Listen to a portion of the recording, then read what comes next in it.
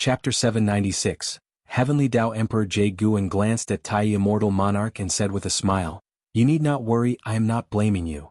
Hearing this, Tai Immortal Monarch felt relieved and smiled. "Over the years I've watched your actions.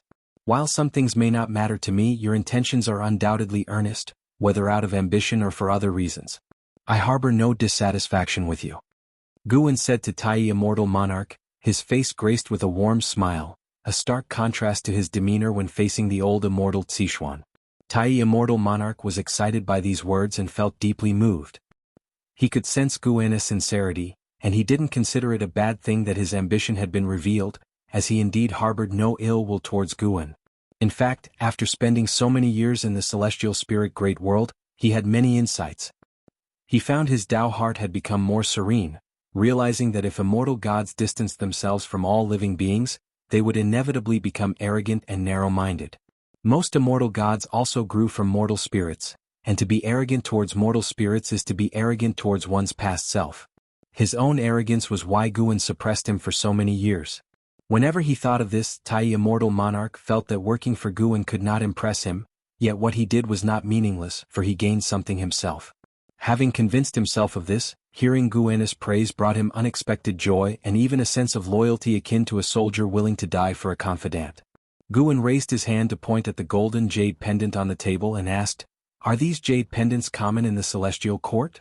If there was only this one, he would have to give it away or always keep it in the dojo, never giving it to his disciples." Tai Immortal Monarch collected his thoughts and said, "Not many, but I have indeed heard of it. This jade pendant is called the Heavenly Tao Emperor Jade, and only a few sons of heaven favored by his imperial majesty and those with great merit can hear of it. The celestial court actually values merit more, which is why the ranks of immortals differ. Over the long years, one's cultivation level can always be improved, but to bring blessings to all living beings requires genuine effort. Immortal gods receive the incense of all beings and are naturally obligated to protect them. Some immortal gods who accomplish little, no matter how high their cultivation level, will not ascend." Guan shook his head with a laugh and said, "You didn't say that before." Tai Immortal Monarch felt embarrassed, cleared his throat and said, "At that time my mind was clouded. I always thought finding a patron was easier than accumulating merit. To obtain the Heavenly Tao Emperor Jade, merit cannot be achieved by saving beings once or twice but must be accumulated through countless accomplishments." Guan nodded and asked, "Then how many Heavenly Tao Emperor Jades do you think there are?" Tai Immortal Monarch replied, "At least 1,000, given the countless immortal gods in the celestial court. Even I don't know the exact number." Guan felt relieved. In the future he could give the Heavenly Tao Emperor Jade to his cherished disciples. Afterward, Guan exchanged a few simple words with Tai Immortal Monarch and then let him leave.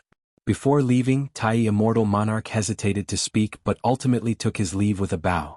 Guan knew what he wanted to ask but purposely left it unsaid.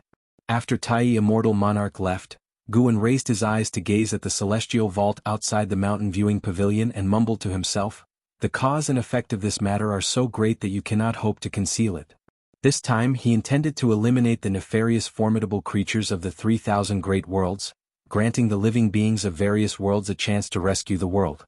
Striking in such a manner would certainly yield him an exceptionally vast lifespan. Guan, who relied on growing medicinal herbs for longevity over the years, unexpectedly felt anxious. After all, lifespan reincarnation holds too many past lessons.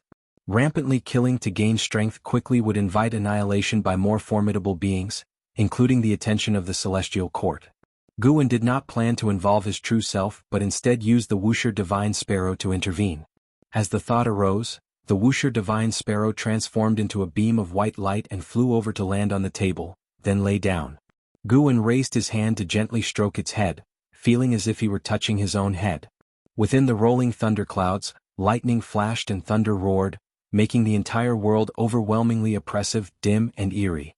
The land was barren, the mountains lifeless. Above the mountains a cloud soared past, carrying a dozen people, among whom Zhu Shi was present. "When we meet His Highness, you all must kneel and do not raise your heads to look at him, understood?" Standing at the front, an elder spoke. He was the Star Monarch, known as Bachan Star Monarch, and behind him were all world rulers from various great worlds, with Zhu Zai's presence being the weakest and thus the least noticeable. "We understand." The masters of the great worlds responded in unison. Faced with the upcoming meeting, they were both excited and anxious, with some feeling uneasy. The most uneasy was Zhu Shi, who always felt that meeting the Son of Heaven was not a good thing. She didn't want to come, but as the overt world ruler of the Taiwei Great World, she had no option but to come. Her great cultivators wished not to miss this opportunity but did not dare to replace her. Zhu Shi could only strive to calm herself, not wanting to appear cowardly. Soon, a colossal stone hall appeared ahead, far larger than any mountain in the world. CTH Novel F. Ire. Et website on Google to access chapters of novels early and in the highest quality. Everyone's gaze was drawn to the stone hall, while Bachin Star Monarch accelerated his cloud-soaring technique. They swiftly rode the clouds into the stone hall.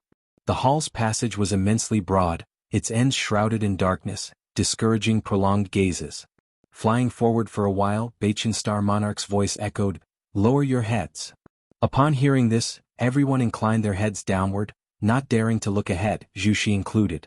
A few seconds later, the auspicious cloud landed and quickly dissipated. Zhu Shi felt the ground beneath her feet and her heart raced with anxiety. "Your Highness, these people are the masters of the Great Thousand World, whose foundations rank in the top 20 among the 3,000 great worlds." Upon hearing Bachin Star Monarch's voice, Zhu Shi and the others knelt down, their foreheads touching the ground, afraid to accidentally look up. A lazy voice sounded, uttering just one word, yet it brought a boundless sense of oppression to everyone present. Zhu Zai's heartbeat quickened, and she subconsciously envisioned the Son of Heaven's visage in her mind. At this moment, her Tao fruit trembled, plunging her into an unprecedented state of unease. It's hard to imagine how high the realm of the Son of Heaven is, that merely uttering a single word could instill such fear. It wasn't just her. The world rulers on her left and right were equally affected.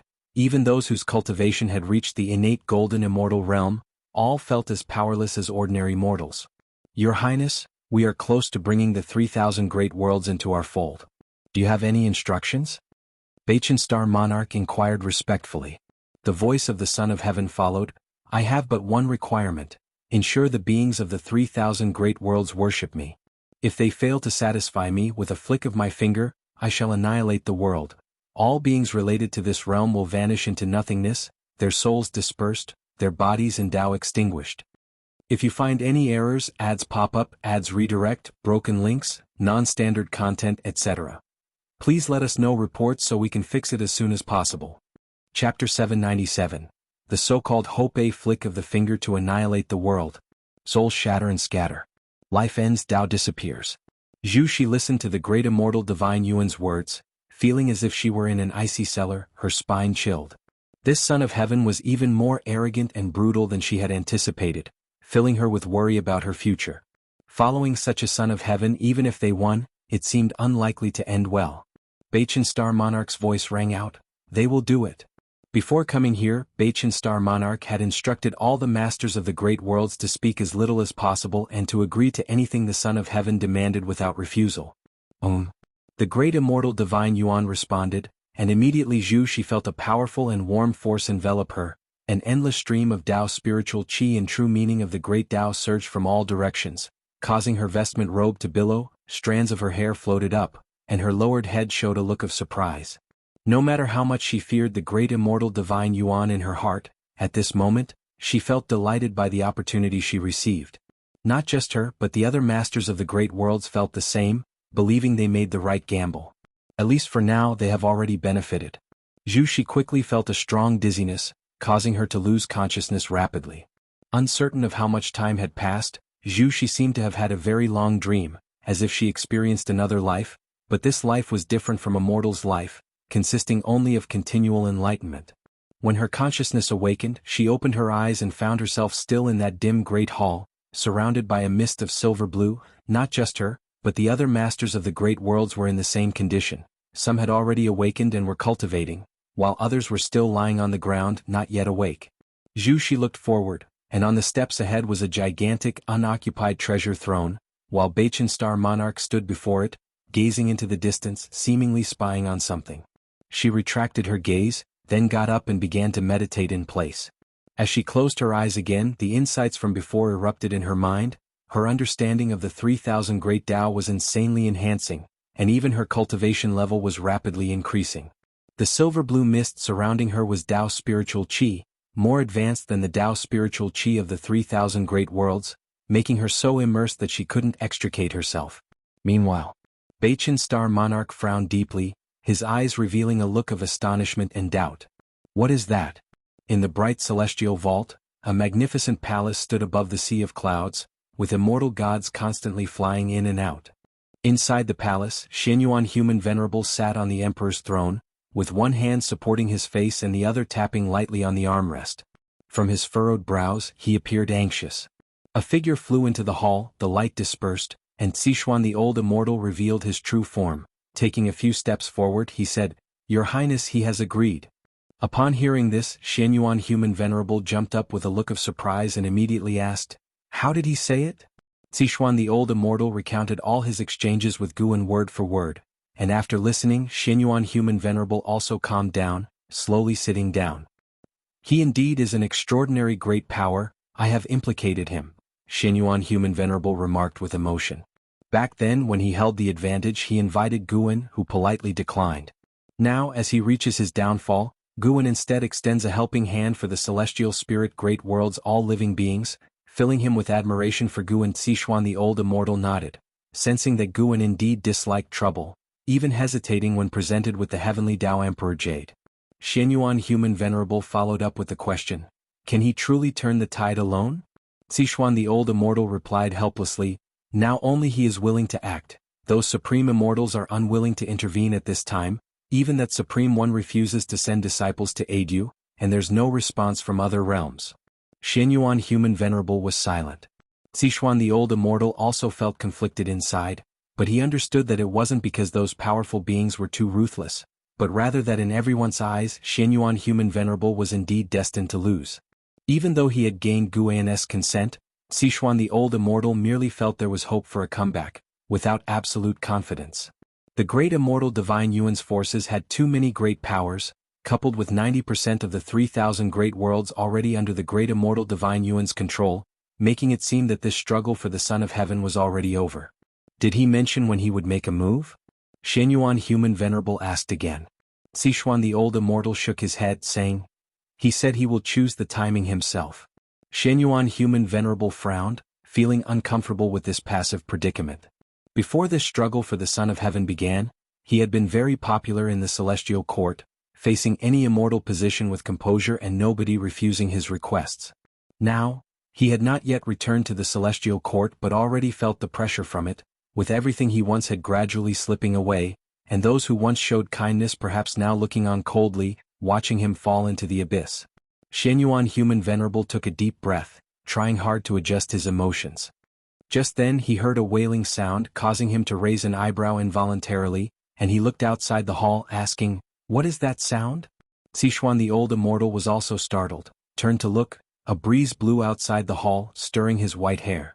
In his pupils, a dim void was reflected, with a silver light cutting through the darkness. "What is that?" Xishuan the Old Immortal's divine sense locked onto a great thousand world captured by the great immortal Divine Yuan. That great thousand world had plunged into utter darkness, the demonic mist forming clouds, obscuring the sun, and the land desolate, littered with white bones. A gigantic divine sparrow carrying a seven-colored glow flew into this great thousand world, dispelling the darkness. Amidst a pile of rubble, there were dozens of human race cultivators meditating and healing. The silver light sprinkled on them, and they instinctively looked up, witnessing an unforgettable sight. It was a silver-white divine bird with wings spanning the sky, its long tail feathers bearing a seven-colored glow, like a rainbow unfurling. The eyes of the human race cultivators flickered with a peculiar light, and upon seeing such a majestic divine bird, hope and longing were born in their hearts involuntarily. In this dark era, with demons rampant, living was so hard, and all living beings yearned for hope, longing to see the light of day again. Yet the immortal gods did not aid them, Sangtian showed them no favor. Under their gaze, the silver-white divine bird flew towards the horizon, in the direction where the demonic chi was the densest. Asiya the Nephire. At website on Google to access chapters of novels early and in the highest quality. The ground began to quake, a familiar yet terrifying aura erupted from afar. Clearly, this silver-white divine bird had alarmed that demon.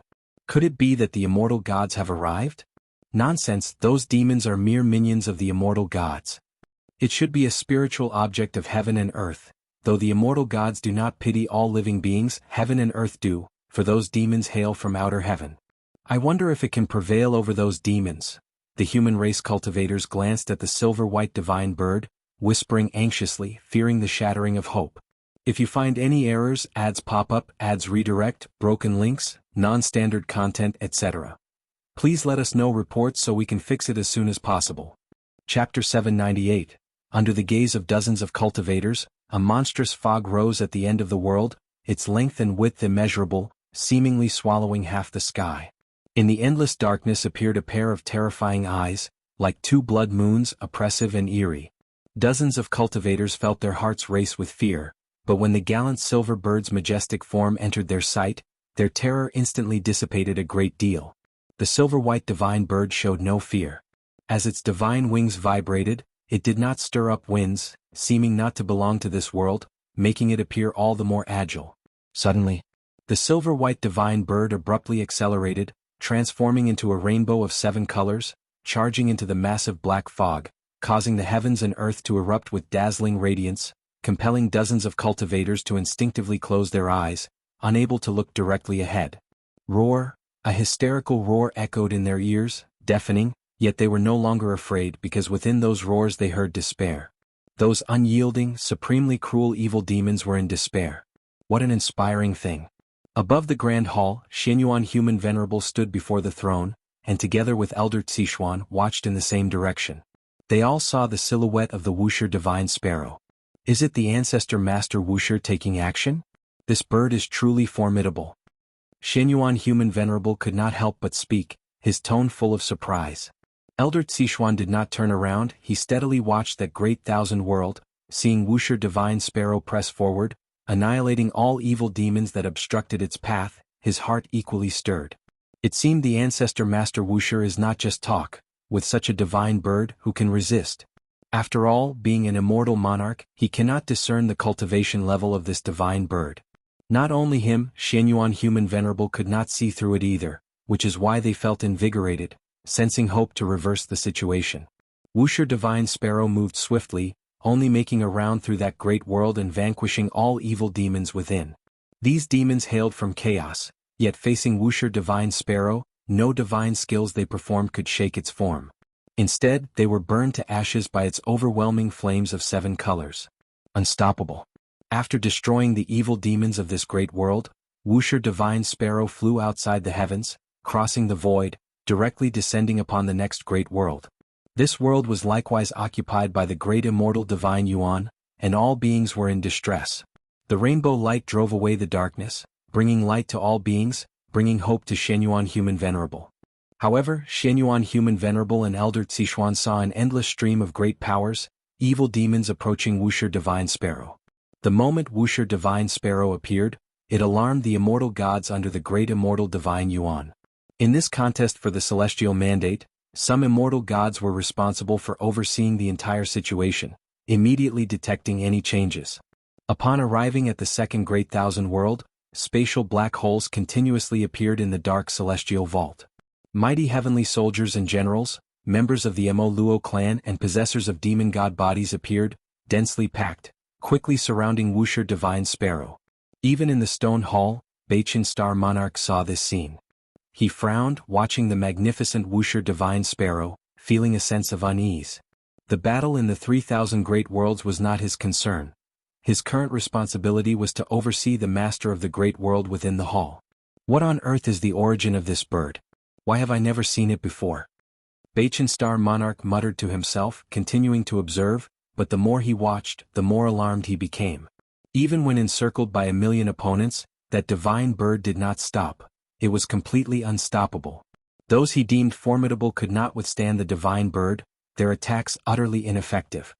You successfully seized 908,762,431 years of lifespan from Night Demon Monarch, early stage of innate golden immortal realm. You successfully seized 32,870,871,107 years of lifespan from Su Qioma, late stage of Hengtian golden immortal realm. You successfully seized 64,592,883 years of lifespan from heavenly falling star, late stage of innate golden immortal realm. One prompt after another popped up before Guan's eyes.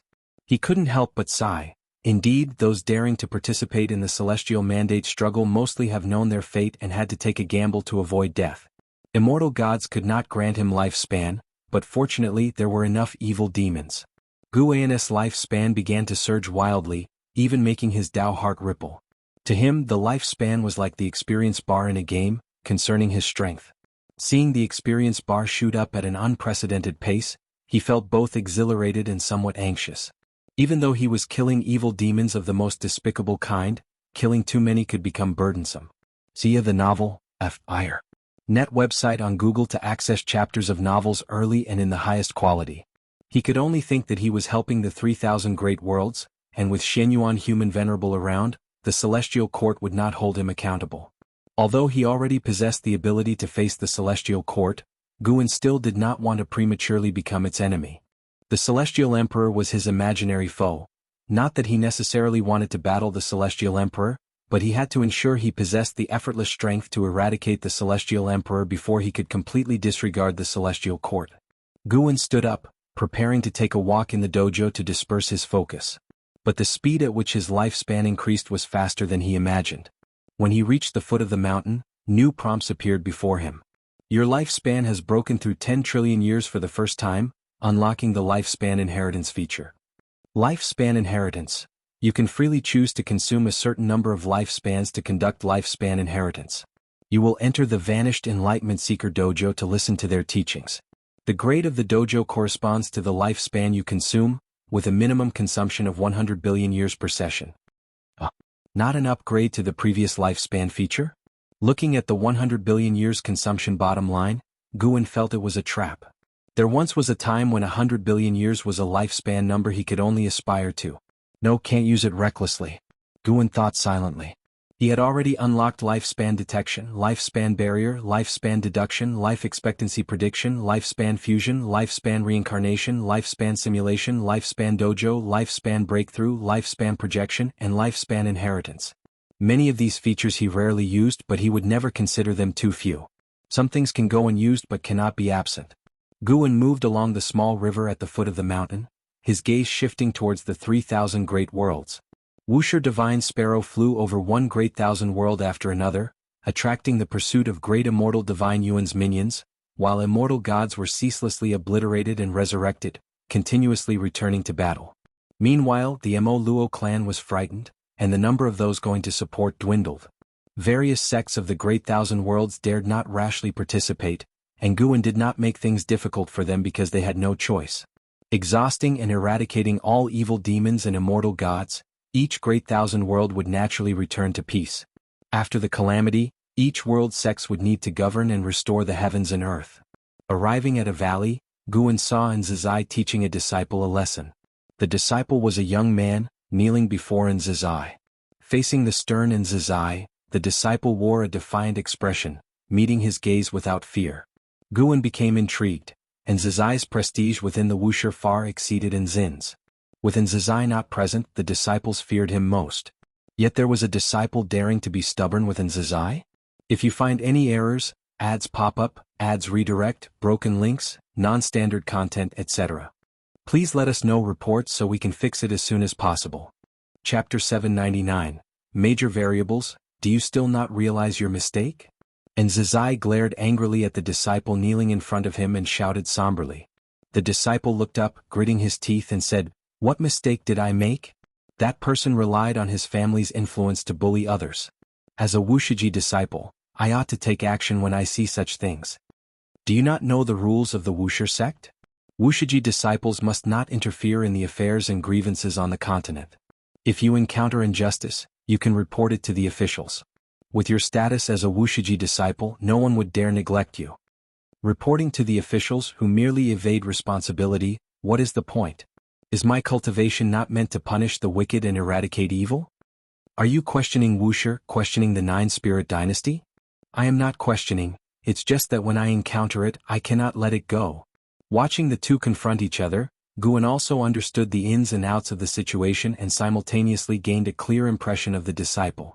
This disciple was named Zhuang Xian, the 8th-generation disciple of Wuxia, born on the Nine-Spirit continent. His family was relatively happy. Although his talent was not the strongest, he was born with an overwhelming sense of justice, always stepping in to help when he saw injustice. This drew the attention of Duan Li. Duan Li inherited the destiny-defying divine skill modified by Guan, and through continuous passing of skills, his cultivation ranked among the top in Wuxia. Zhuang Xian was his direct disciple, but he did not inherit the destiny-defying divine skill. Instead, he was personally taught by Nzizai. Nzizai treated him as his own flesh and blood, only falling short of imparting the myriad supreme palm to him. On the surface, the Nine-Spirit continent seemed harmonious, but in places with many people, injustice inevitably arises. Human nature is also unpredictable. Even at the foot of Wuxia, unjust events still happen. Whenever the suffering came to kneel before Wuxia Mountain's gate, Nzizai would send people to aid them. He didn't want Wuxia disciples to interfere too much in worldly affairs, as this would accumulate more conflicts and alter the disciples' mindset. After all, Wuxia was an immortal cultivation arena, not a product of power. Seeing Zhuang Xian still stubborn, Nzizai, irritated, wanted to slap him, but his right hand hovered over his head, unable to come down. "You truly want to anger me to death?" Nzizai scolded with glaring eyes. As he was about to speak harshly, he suddenly noticed Guan walking towards them, his anger dissipating instantly. He hurriedly sidestepped Zhuang Xian and approached Guan. Zhuang Xian instinctively turned to look, and when he saw Guan, his face changed dramatically. He immediately bowed his head, his heart suddenly in turmoil. He was not familiar with the ancestor but had met him a few times. Although they didn't have much interaction, he admired the ancestor the most. Thinking he might embarrass himself in front of the ancestor threw his heart into chaos. However, he did not regret it.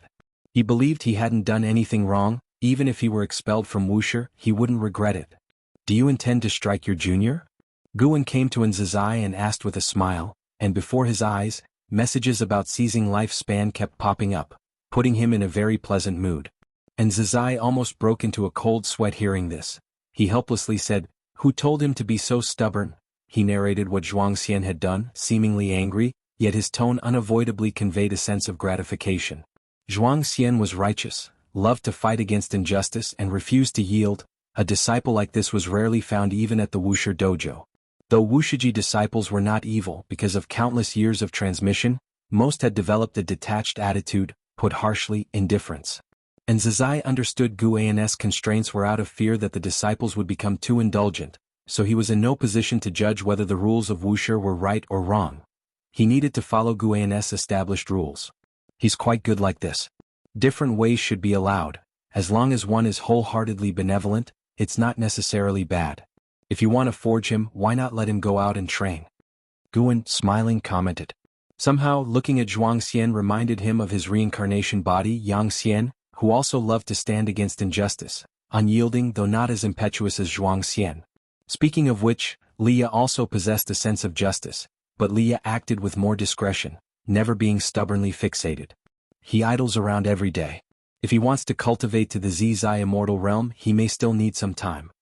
And Zizai shook his head and sighed. "It's all right, let him go ahead, consider it an exception."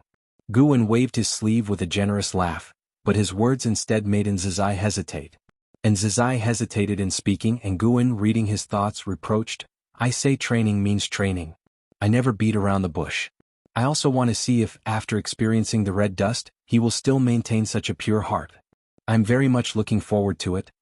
With that, Guan walked towards the distant mountains and forests, his gaze gliding over Zhuang Xian's back without a trace. Nzizai froze, then grew delighted and promptly bent in salute towards Guan. After Guan disappeared into the forest, Nzizai approached Zhuang Xian. At this moment, Zhuang Xian was apprehensive, uncertain if the ancestor's arrangement was to train him or to suppress his spirit. Nzizai looked down at him and said, "You heard him, prepare to go out and train.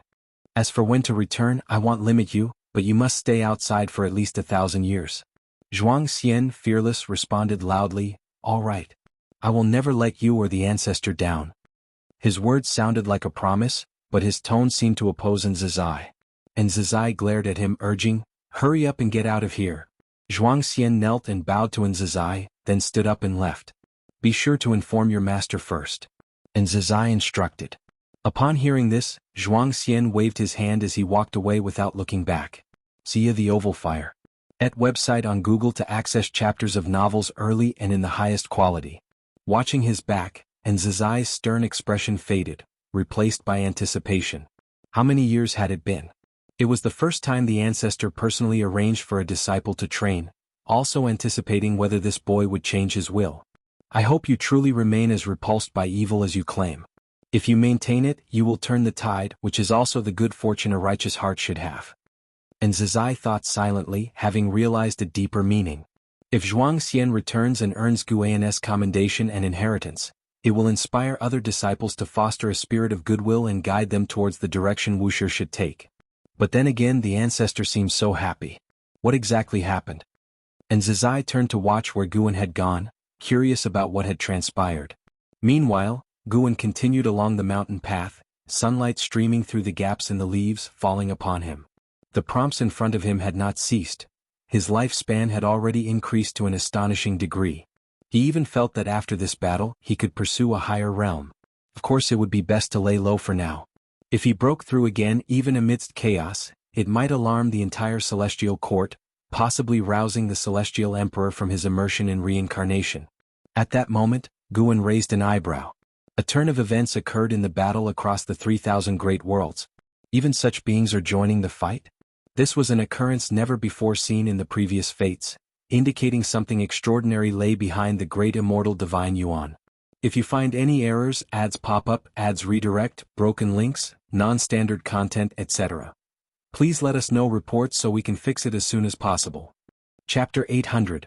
Not allowed to roam freely inside the dimly lit Great Hall, all the masters of the great worlds were already awake, sitting in meditation reviewing their earlier gains. Zhu Shi suddenly opened her eyes, her eyebrows knitted tightly, a look of confusion in her eyes.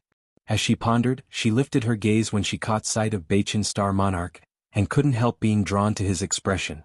Bachin Star Monarch stood on the steps, gazing at the dark celestial vault outside the palace. It was unclear what he was thinking, but his expression clearly showed he was troubled. Could it be that the Son of Heaven met with mishap?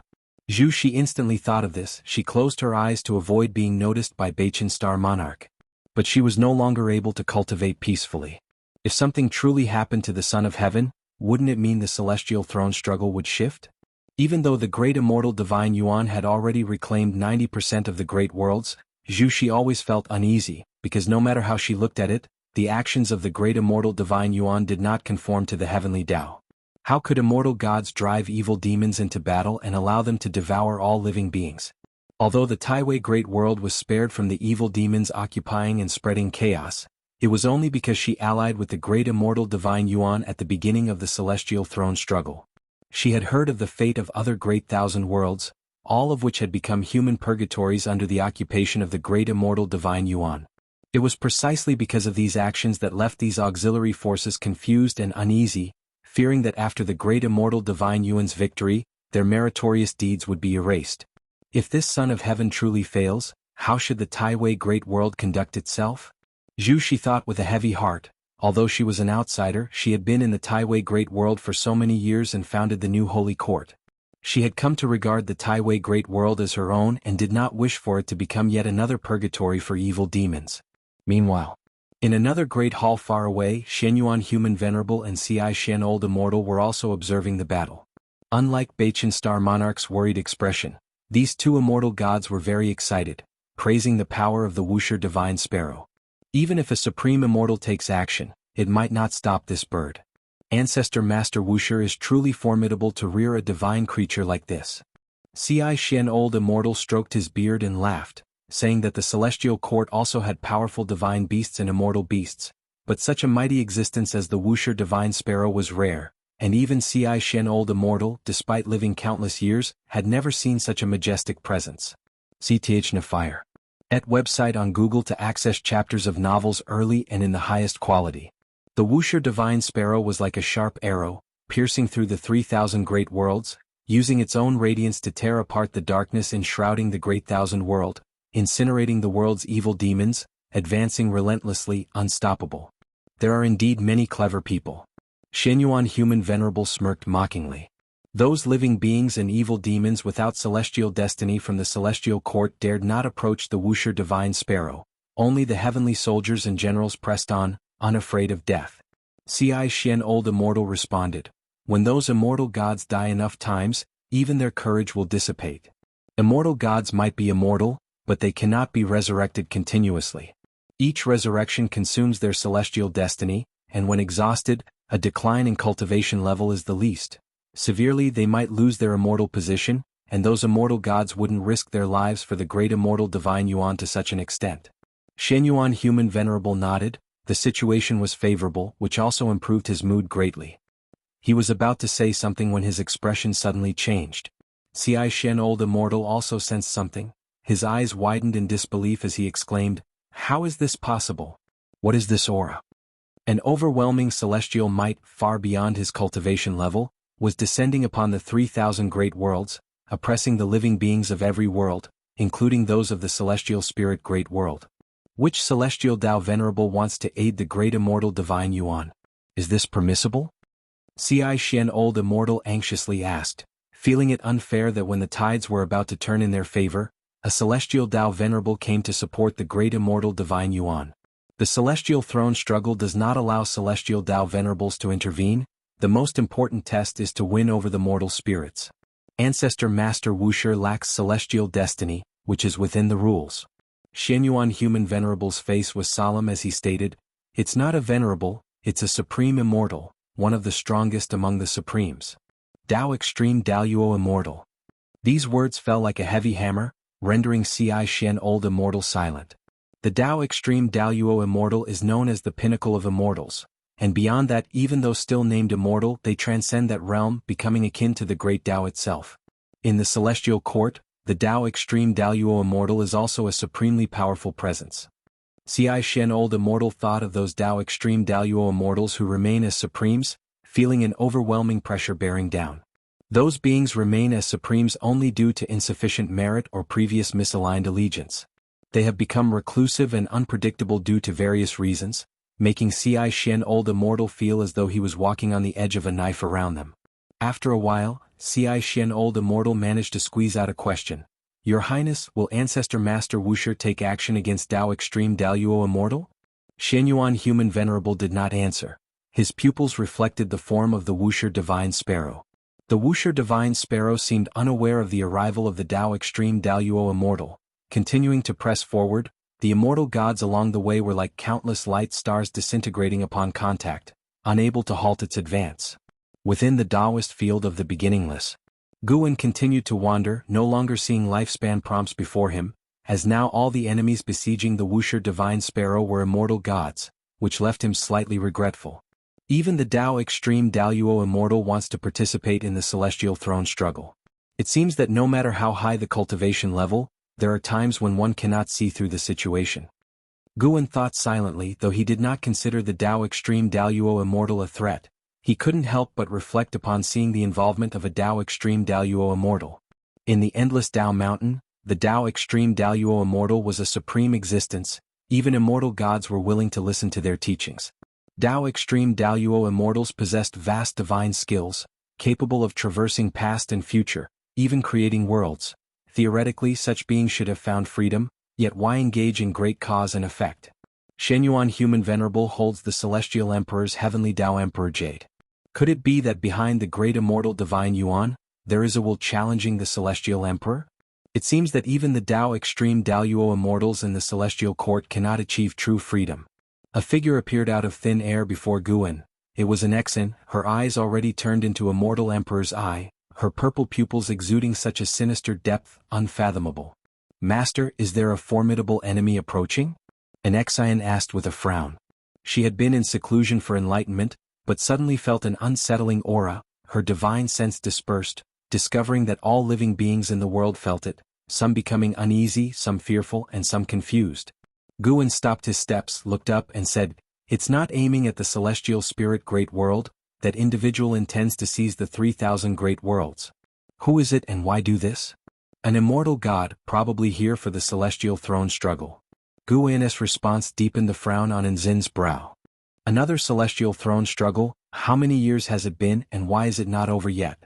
Guan's gaze traversed one great thousand world after another, across the void universe, to the dark void outside the 3,000 great worlds.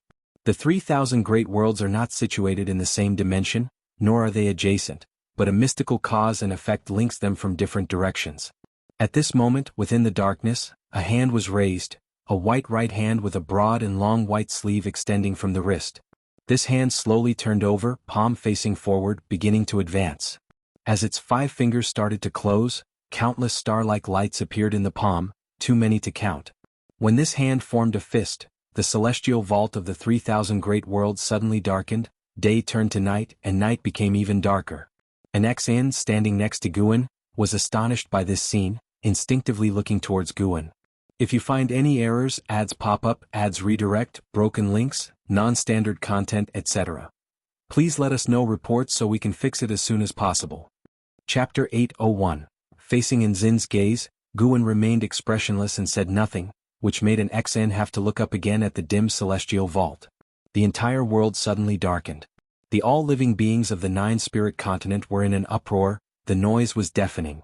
Even under the protection of Wuxia, it was like this, let alone the outside world. The multitudes were terrified and uneasy.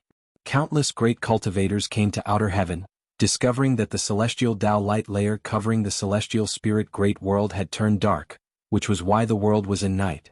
Looking at the pitch-black celestial Tao light layer, all the great cultivators felt a chill on their backs, always feeling that a catastrophe was imminent, which made everyone feel oppressed.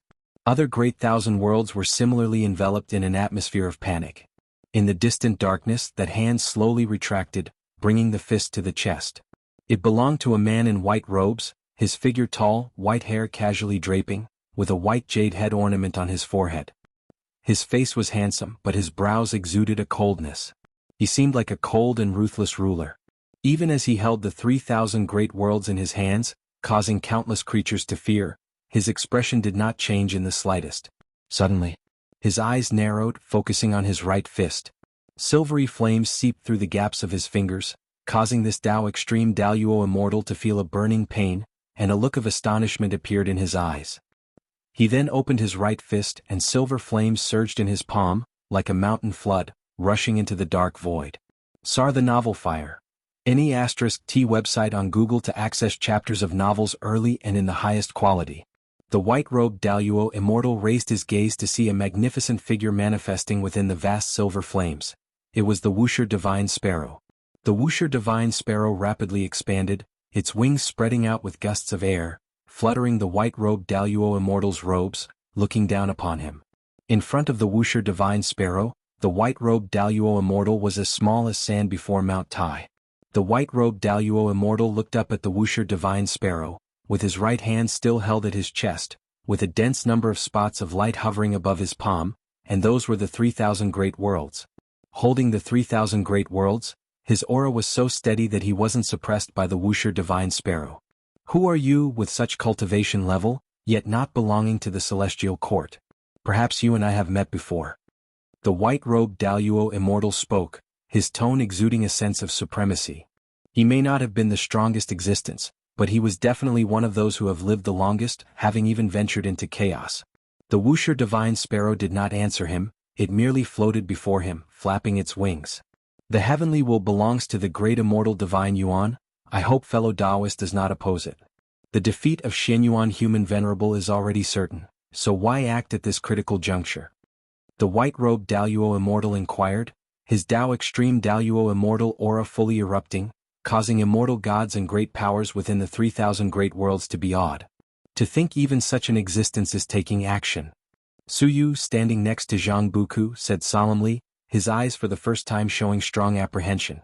Zhang Buku looked up at the dark celestial vault, saying nothing, not knowing what sort of existence had startled such immortal gods. Their celestial army was currently recuperating and had not gone to war for 10,000 years. Not just them, many immortal gods were looking up at the celestial Tao light layers of the realms, wanting to see the figure of the white-robed Daluo immortal, but they could see nothing. The white-robed Daluo immortal was freely displaying his aura. He looked at the Wuxia Divine Sparrow, his lips curling into an arrogant smile, a smile of supreme confidence. Even if the opponent was also a Tao Extreme Daluo immortal, he was unafraid. Being of the same Dao Extreme Daluo immortal realm, he hailed from the celestial court, possessing an innate advantage. Moreover, he hadn't had a hearty battle for many years, seldom fighting since stepping into the Dao Extreme Daluo immortal realm. The Wuxia Divine Sparrow continued flapping its wings, seemingly not understanding his words, giving no response, retreating neither forward nor backward, which made a cold gleam flash in his eyes. In that case, let me personally drive you away. The white-robed Daluo immortal snorted coldly, dropping his right hand, raising his left hand, and grabbing in the void, miraculously forming 9 true dragons radiating brilliant light, larger than the Wuxia Divine Sparrow, attacking it from all directions. The 9 dragons jointly attacked, unleashing an unparalleled domineering killing pressure that enveloped the Wuxia Divine Sparrow, causing the silvery flames on its body to freeze. Boom! The white robe of the white-robed Daluo immortal billowed violently, his gaze firmly fixed on the Wuxia Divine Sparrow. As soon as the 9 true dragons touched the Wuxia Divine Sparrow, they were instantly annihilated. The intense light illuminated the dark void, causing the white-robed Daluo immortal to squint. Seeing that his formation couldn't shake the Wuxia Divine Sparrow, the white-robed Daluo immortal was not panicked. His left hand covered with Dao extreme patterns, each containing profound true meaning of the great Dao, instantly presenting the 3,000 great Dao in the dark void, transforming into great rivers of the Dao, rapidly surrounding them. The great rivers of the Dao intertwined, countless world scenes reflected in each great river of the Dao. After blocking Wuxia Divine Sparrow's retreat, the white-robed Daluo immortal's left hand then manifested a large fan made of peacock feathers, which he waved at the Wuxia Divine Sparrow. A violent Dao true fire rose out of nowhere, instantly engulfing the Wuxia Divine Sparrow, occupying the space within the confines of the great rivers of the Dao. The firelight shone on the face of the white-robed Daluo immortal, with flames burning in his pupils. Suddenly silver light burst out from the sea of fire, swiftly covering his pupils. Boom! The celestial vault of the 3,000 great worlds suddenly became bright, turning night into day, and even brighter than the usual daytime. An XN saw the celestial vault brighten suddenly, her heart tightened even more, as her immortal emperor's eye was in intense disquiet. Her intuition told her that if she leapt to outer heaven now, something terrifying surely awaited her. Guan retracted his gaze and turned to leave. And Zin's gaze followed him, and she saw the world dim down to the usual daylight brightness, but compared to before, it seemed somewhat dusky. Seeing her master depart, she knew the mysterious struggle in outer heaven had concluded. The unease brought by the immortal emperor's eye quickly dissipated. She was full of confusion in her heart, what had happened, and what kind of existence had released the previous aura. Meanwhile, Shenyuan Human Venerable and Ci Xian Elder Immortal stood in the grand hall, nervously waiting. They couldn't see the battle beyond the heavens, for the celestial Dao destiny had been severed. They suddenly felt the aura of that Dao extreme Daluo immortal disappear abruptly. The celestial Dao light layer of the 3,000 great worlds quickly returned to normal. Could it be? Ci Xian Elder Immortal began excitedly, but didn't finish, fearing another mishap. Shenyuan Human Venerable was shocked, murmuring, "How is it possible, so quickly?" His mind was in turmoil. He had suspected the ancestor Master Wuxia to be strong, but he had not expected this strong. To drive off a Dao extreme Daluo immortal in such a short time? And one from the celestial court at that. He followed with a sense of awe. Such a great power was actually willing to support him. Fortunately, he hadn't been too overbearing when facing the ancestor Master Wuxia earlier, otherwise, he feared he wouldn't have walked out of the Taoist field of the beginningless.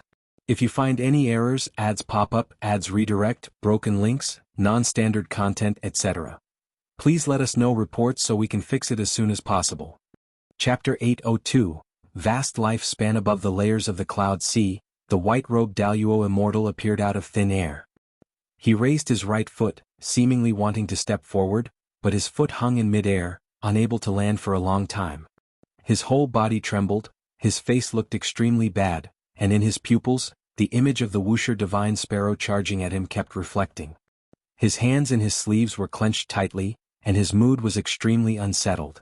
He possessed the cultivation level of a Dao extreme Daluo immortal in perfection. Facing that divine bird, his immortal body was obliterated in an instant. When he resurrected and flew out from the heavenly pool, even the celestial gods guarding the pool cast surprised glances at him, which he found so ironic. How could this be? Who on earth is he? Could it be the Shen Qi primordial immortal? The white-robed Daluo immortal's face shifted between clear and gloomy. Even though he had deliberately concealed the heavenly secret before striking, preventing the celestial court from noticing this battle, once Shenyuan Human Venerable won, the news would undoubtedly reach the celestial court, and he would definitely become the laughingstock of heaven. He was burning with rage, yet inwardly somewhat fearful. This conflicting emotion made it difficult for him to step forward. The opponent could so easily obliterate him, their cultivation level must vastly surpass his. Going again would only be self-humiliation. But if he didn't go, then the great immortal divine Yuan would be finished. He could see Shenyuan Human Venerable mobilizing his troops, preparing to launch a counterattack. After this battle, the morale of the great immortal divine Yuan's side had plummeted, and in the eyes of the white-robed Daluo immortal, he could already see the 3,000 great worlds falling entirely into Shenyuan Human Venerable's hands. The white-robed Daluo immortal fell silent, standing above the cloud sea for a long time, finally choosing to return to the celestial court. After the unsettling atmosphere across the 3,000 great worlds dispersed, the clamor in various realms continued for a long time. The celestial spirit great world was the first to quiet down, while other great worlds plunged back into turmoil. After defeating the white-robed Daluo immortal, the Wuxia divine sparrow once again descended on the 3,000 great worlds, continuing to gallop and exterminate the evil demons remaining in various realms. This caused more and more evil demons to flee, and the number of immortal gods coming to stop the Wuxia divine sparrow dwindled. Until dusk, Guan retrieved the Wuxia divine sparrow. Name, Guan, lifespan, 29,681,470/231,532,584,321,418,460. Physique, primordial infinite creation Tao body.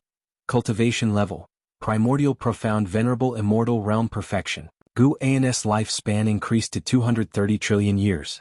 When he broke through the 100 trillion years lifespan, he didn't activate new lifespan abilities or upgrade opportunities, but he didn't mind as he was enjoying the joy brought by the enormous lifespan.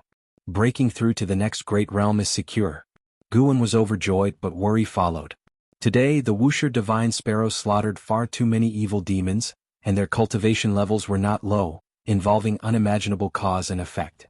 Now lifespan alerts continuously appeared before Guan's eyes, not to seize lifespan, but to predict life expectancy in determining cause and effect nemesis. The life expectancy prediction is indeed a good thing, at least it gives him a sense of crisis.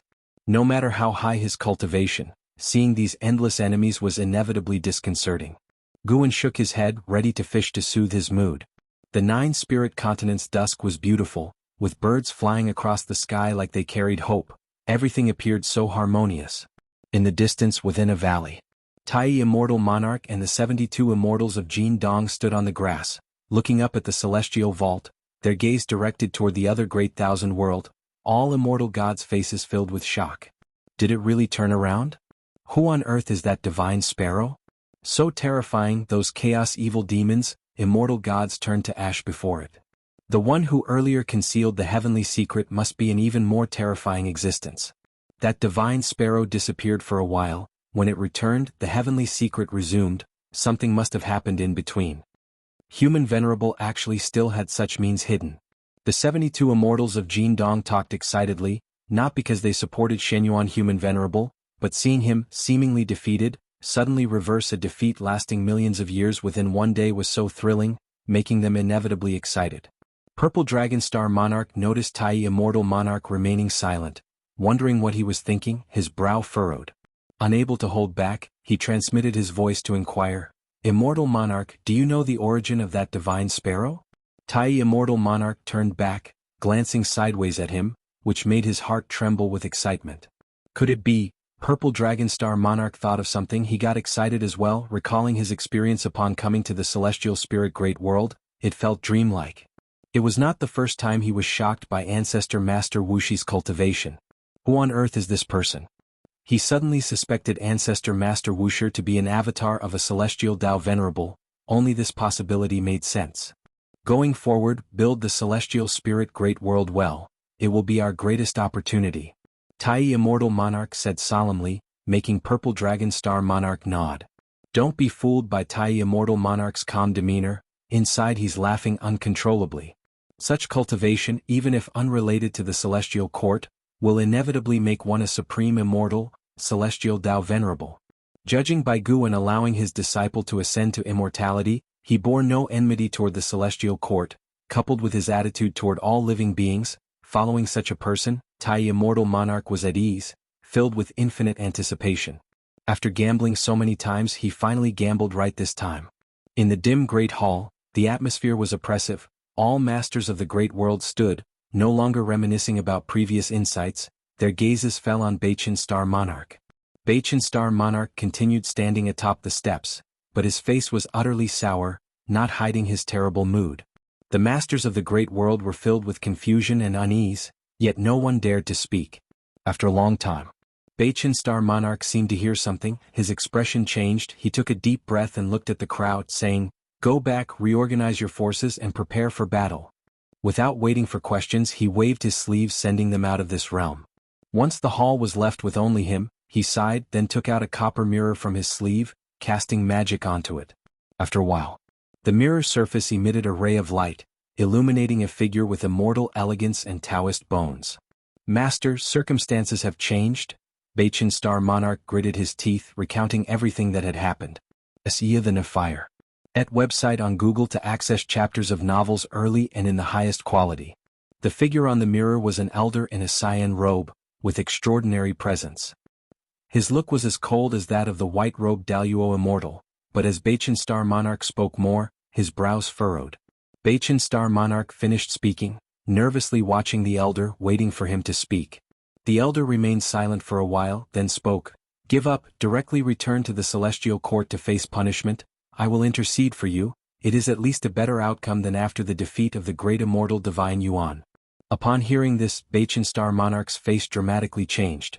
He instinctively wanted to plead, but the words stuck in his throat as he met his master's gaze. He finally swallowed his words, sighed, and bowed. If you find any errors, ads pop up, ads redirect, broken links, non-standard content, etc., please let us know reports so we can fix it as soon as possible.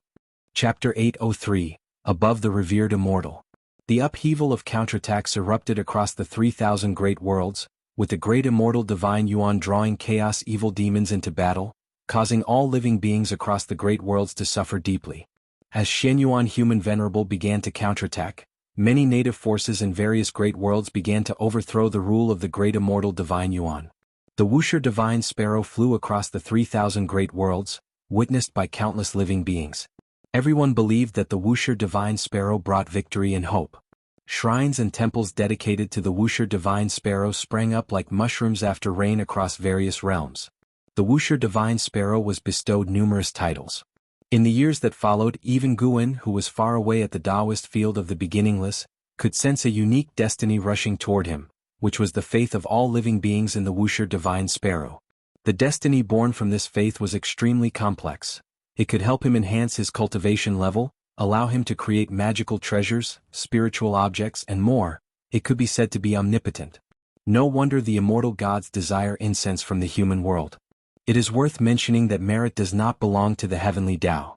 Guan directly stored this merit within the Wuxia Divine Sparrow, keeping it for later use.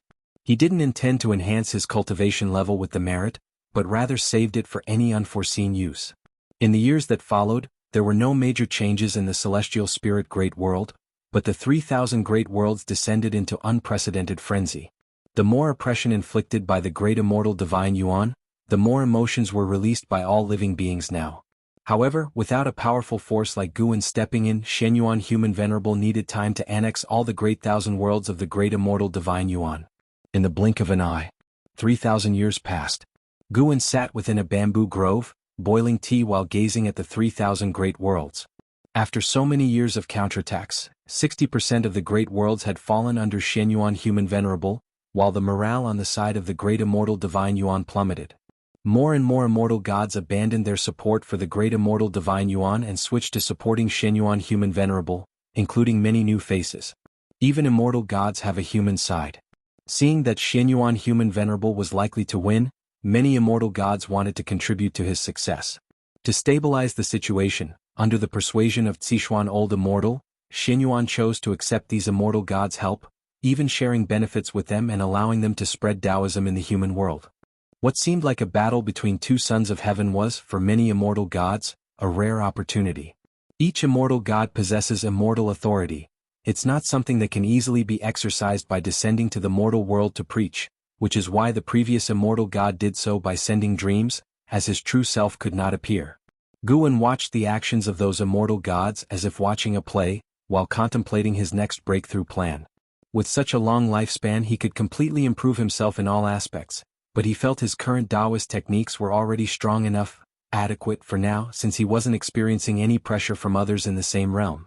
Search * the novel, F.I.R.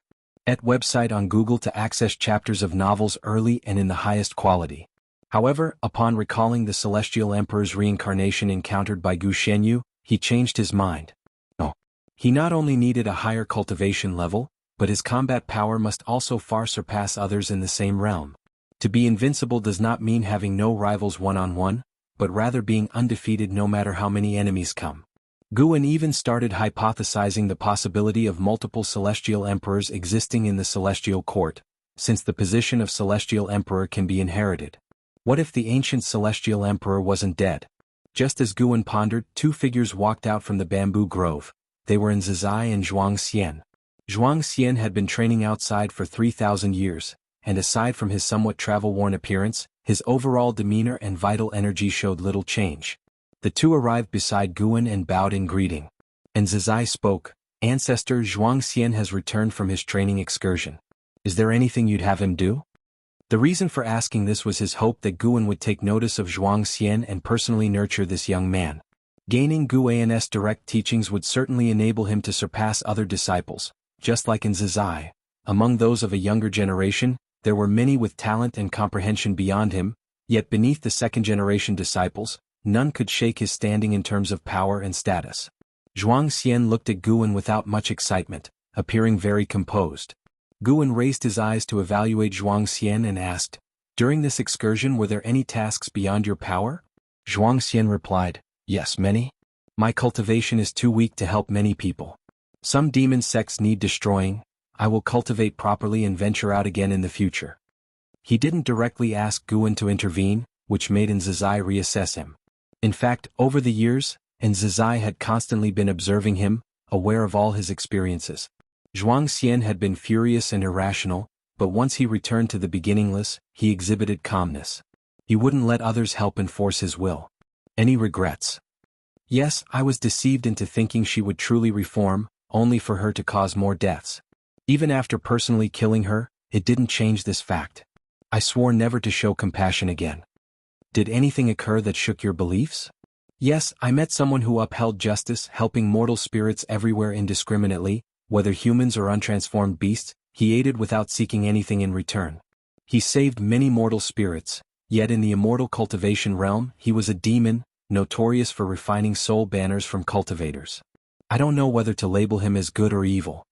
As he spoke these words, Zhuang Xian's expression turned complex. Guan smiled and said, "It seems you've gained a lot. Go on." Zhuang Xian immediately bowed and then turned to leave. And Zizai hesitated for a moment, sometimes gazing at Zhuang Xian's departing figure, sometimes looking at Guan as if wanting to speak but refraining. He's good material. There's no need to rush. When the time is right, I'll teach him Taoist techniques. He himself feels it's not suitable now. Guan picked up the teapot and said softly. Hearing this, and Zizai smiled, for Guan's words assured him that Zhuang Xian's future success was promising. He quickly thanked Guan and then refrained from disturbing him further. After Zizai left, Guan decided to make a breakthrough the next day. He had already begun to envision the realm beyond the mixed element profound venerable immortal. Not until nightfall did Guan finally rise and leave. Returning to his courtyard as usual, he chatted casually with Shenzhen about trivial matters. On a different note, Zhuang Xian meditated within his cave mansion, the oil lamp on the wall casting light upon the environment. This cave mansion was large, complete with a small lake and a medicine garden, exuding its own special aesthetic. Suddenly Zhuang Xian opened his eyes, exhaling turbid air. Lifting his right hand, he saw his palm was darkened, and his expression turned peculiar. Upon returning to the beginningless, this power calms down. Could it be that it fears the Tao intent within the beginningless?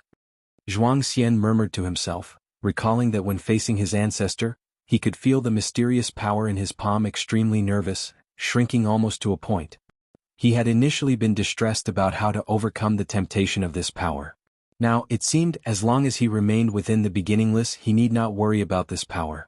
If you find any errors, ads pop up, ads redirect, broken links, non-standard content, etc., please let us know reports so we can fix it as soon as possible. Chapter 804. In the early morning the sunlight pierced through the earth. Guwen, dressed in a close-fitting white robe, walked out of the pavilion, stretching lazily under the bright sun. Today is another day full of hope. Guwen sincerely sighed, harboring thoughts of a major breakthrough, an event awaited for millions of years, and his happiest day full of excitement. Even though he tried to remind himself that he was already a person of great power and should not be so excited, he couldn't help it. After thinking about it, which cultivator facing a breakthrough could remain calm? Moreover, compared to others, Guwen had more confidence.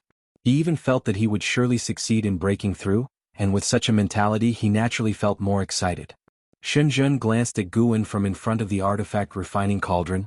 Without making a sound, she closed her eyes and continued practicing.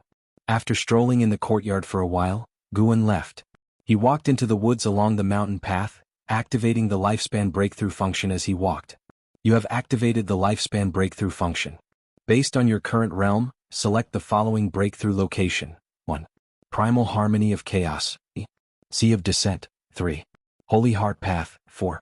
Rulai Star. 5. Dao Qinglian Tree. 6. Great Dream Lost Realm. 7. Boundless Yin-Yang Inverted Realm. 8. Final End. 9. Demon God Lake. So many new place names. This means that previously common places cannot give birth to existences higher than primordial, profound, venerable, immortal. Guwen weighed the options as some of the place names sounded dangerous. However, the lifespan breakthrough can send him to relatively safe places, at least temporarily, as long as he promptly activates the lifespan barrier. In such a case, Guwen wanted to choose the broadest place possible. Search * the novel, F. Iyer. Et website on Google to access chapters of novels early and in the highest quality. Guwen's gaze fell on the final end. This place name had appeared before, and the combination of the words final and end made his imagination run wild. Does the Great Tao truly have an end? Is there really an ultimate to the years? Or is it just a name without any significant meaning? The final end should be very vast, right? After much thought, Guwen decided to take a look. Transporting to the final end requires consuming 10 billion years of lifespan. Do you wish to continue? Continue. Despite reaching such a level, the transportation cost of lifespan breakthrough remains unchanged, which is quite fair. A long-lost dizziness hit him, making Guwen close his eyes. After a while, Guwen abruptly opened his eyes, his pupils suddenly contracted. In his sight was a dark red void, endless, with barren stars of all sizes floating around. As far as the eye could see, dark clouds seemed to be swirling at the end of the void. Everything was so oppressive. He immediately activated the lifespan barrier. As the lifespan barrier consumption prompt appeared in front of him, he relaxed. After activating the barrier, he seriously observed the final end. He discovered the Tao spiritual qi surging here was different from the spiritual energy of the heavenly Tao and chaos, filled with an agitating aura, but he had to admit the Tao spiritual qi here was stronger. He turned around to look in all directions, but he couldn't see the supposed end in any direction. As expected, the final end is just a gimmick. Guwen was secretly disappointed. Just then his gaze fell on a corner of the void. He saw a star slowly condensing, growing larger, resembling a barren meteor with no vegetation, no vitality. As his gaze concentrated on the star, endless cause and effect scenes poured into his eyes. This star surprisingly symbolized a great thousand world, a world containing millions of small worlds, with countless mortal worlds like Earth. However, such a magnificent great thousand world no longer existed. It was a mark left after destruction. Guwen immediately looked at other barren stars. Not only the great thousand worlds but also powerful Taoist lineages, cosmic planes, Tao domains, etc., were all marks left after being destroyed. He even saw a type of destiny, similar to the destiny of Taoist emperors and primordial Tao emperors. The destiny star conveyed multitude scenes of cause and effect, where countless cultivators pursued this destiny, dominating and spirited, but ultimately fell with its dissipation. This kind of destiny he had never felt on the path of the great Tao, but seeing its peak, it was definitely not comparable to Taoist emperors and primordial Tao emperors. Hongming Venerable. Guwen secretly noted the name of this destiny, perhaps someone still remembered its existence. Now Guwen could understand what the final end was, a place independent of chaos in the heavenly Tao.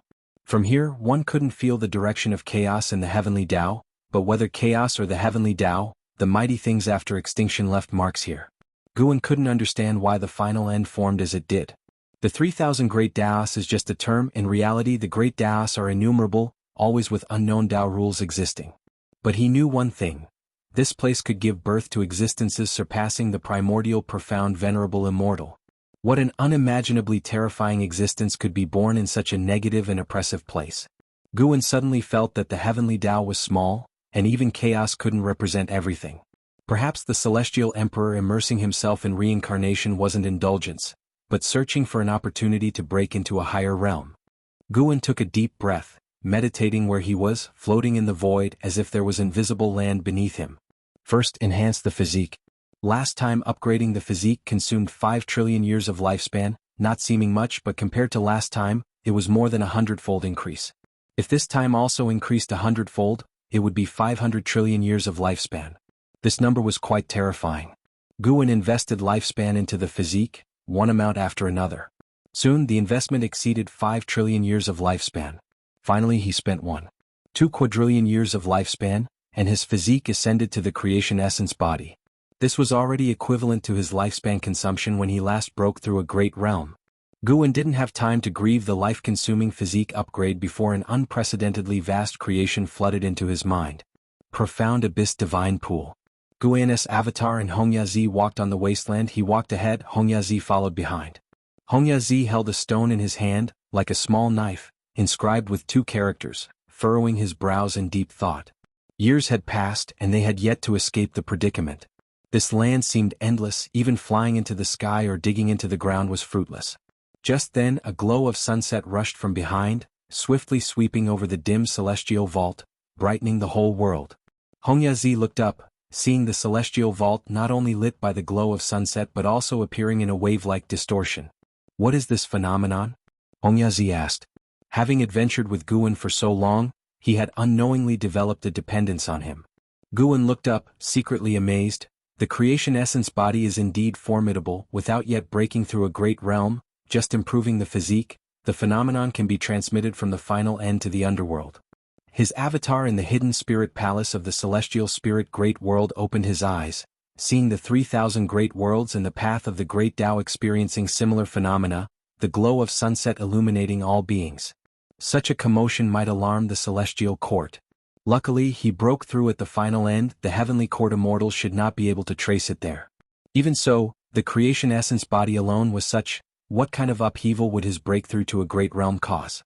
Guwen had a slight worry in his heart. Would it push the celestial emperor out of hiding? If you find any errors, ads pop up, ads redirect, broken links, non-standard content, etc. Please let us know reports so we can fix it as soon as possible. Chapter 805, Breakthrough. Perfection of the Supreme Emperor of Ultimate Merging Tao. Above the sea of clouds, Li Xuanmiao and the celestial destruction god flew side by side, glancing ahead, seeing many immortal gods flying in the same direction, and the distant celestial vault was flowing with a beautiful glow. Could it be that the dark heavenly court is attacking? Li Xuanmiao asked, raising his eyebrows. In the battle for the Son of Heaven, there were shadows of dark creatures at work. He had fought against dark creatures and was filled with apprehension towards the dark heavenly court. The dark heavenly court was outside the celestial court, yet the celestial court had not taken action, indicating that they were not confident in dealing with the dark heavenly court. Once the dark heavenly court launched an attack on the celestial court, it would inevitably lead to long-term turmoil. Li Xuanmiao was eager to retreat and become stronger, not wanting to keep fighting. Probably not. The celestial order only asked us to assemble. If the dark heavenly court was attacking, Sangtian would take the lead.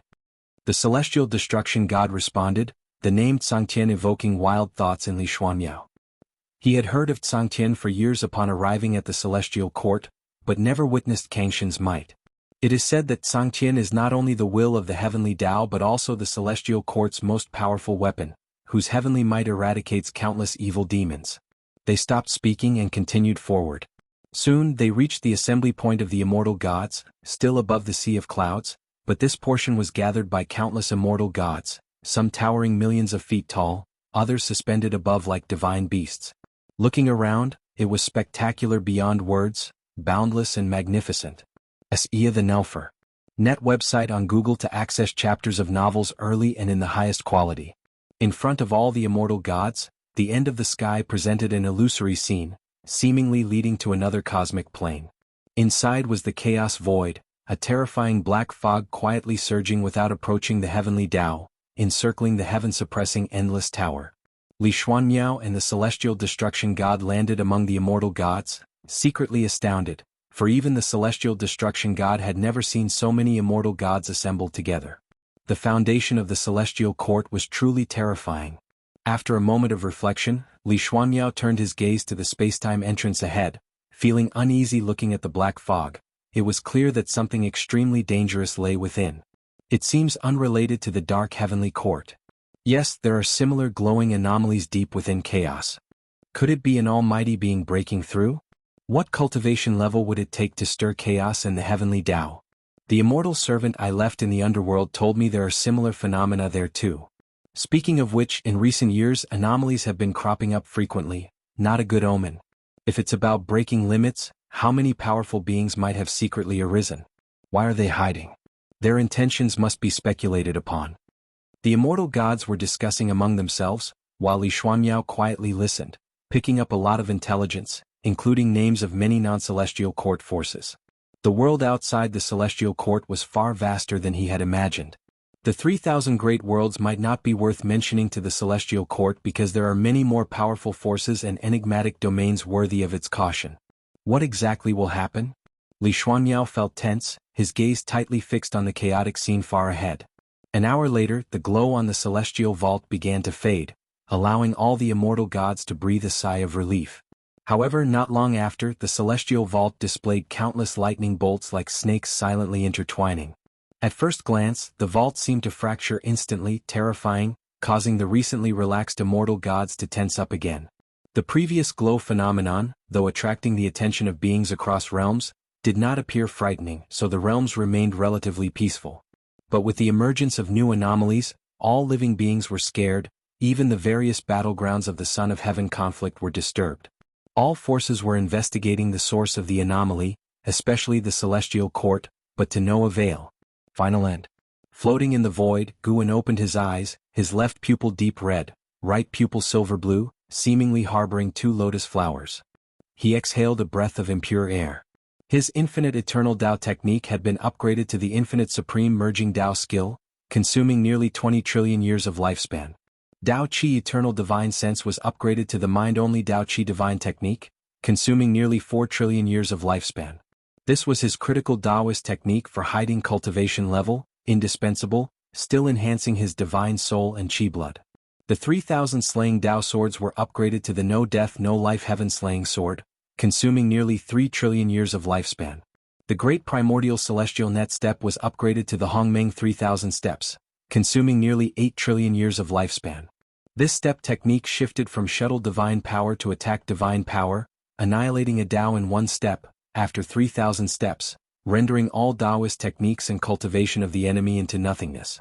The great Tao formless body was upgraded to the infinite eternal Tao body, consuming nearly 20 trillion years of lifespan. The demon shadow divine skill had greatly aided Guan, never being abandoned. This divine skill formed a Tao of its own, with endless wondrous methods, enabling someone to attain the Tao. The absolute void eye was upgraded to the extreme demon and immortal pupil, consuming the most lifespan, nearly 60 trillion years. These were his main life-consuming Taoist techniques, and he mastered many more techniques that he wouldn't upgrade one by one. Next was the main event, breaking through the great realm. Looking at the current situation where only a small fraction of his total lifespan was consumed, Guan felt fully assured. This time he would break through successfully without any concern. He directly invested 1 trillion years of lifespan into cultivation level. Within the next hour, chaos, the heavenly Tao, and the underworld faced an exceedingly terrifying upheaval, the Tao rules shivering. Nature's spiritual energy turned into a storm, and the minds of all living beings in immortal cultivation were plunged into overwhelming oppression, with a feeling of suffocating pressure. The celestial vaults of all realms kept changing colors. Anomalies appeared one after another, Even bizarre mirage-like scenes occurred, dazzling the eyes. As time passed, all cultivators felt a tremor. The beings within the Taoist field of the beginningless felt better, but they were nonetheless attracted by the constant anomaly mutations in the sky. Within the courtyard, an Xan, celestial demon child, Shenzhen, fairy Yaoxian, and other female cultivators gathered together, while the male cultivators gathered in the distance, discussing the celestial anomaly. The Son of Heaven conflict has just seen a variable, and we now face such anomalies. Shangguan Xianer shook her head, her words sounding like worry, yet her face was full of excited and anticipative expressions. Fairy Yaoxian stood at the edge of the crowd, gazing up at the celestial vault, her brow furrowed. She had spent millions of years adapting to the new era, but faced with such a greatly changing anomaly she still couldn't see through it. Her intuition told her this anomaly was far more frightening than she imagined. "What are you chatting about?" A gentle laugh came, causing the women to turn their heads.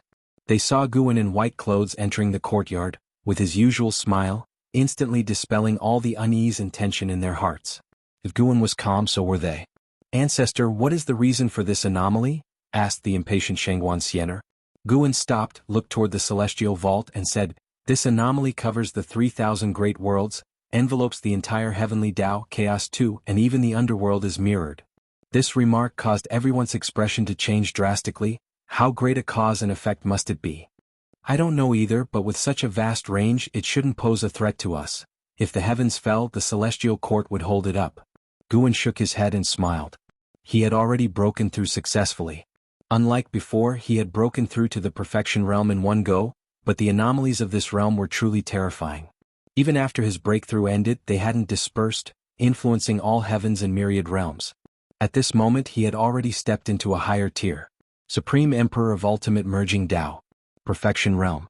While conversing with everyone, he was also meticulously sensing the changes in himself, genuinely delightful, making it impossible for him to hide his smile. If you find any errors, ads pop up, ads redirect, broken links, non-standard content, etc., please let us know reports so we can fix it as soon as possible.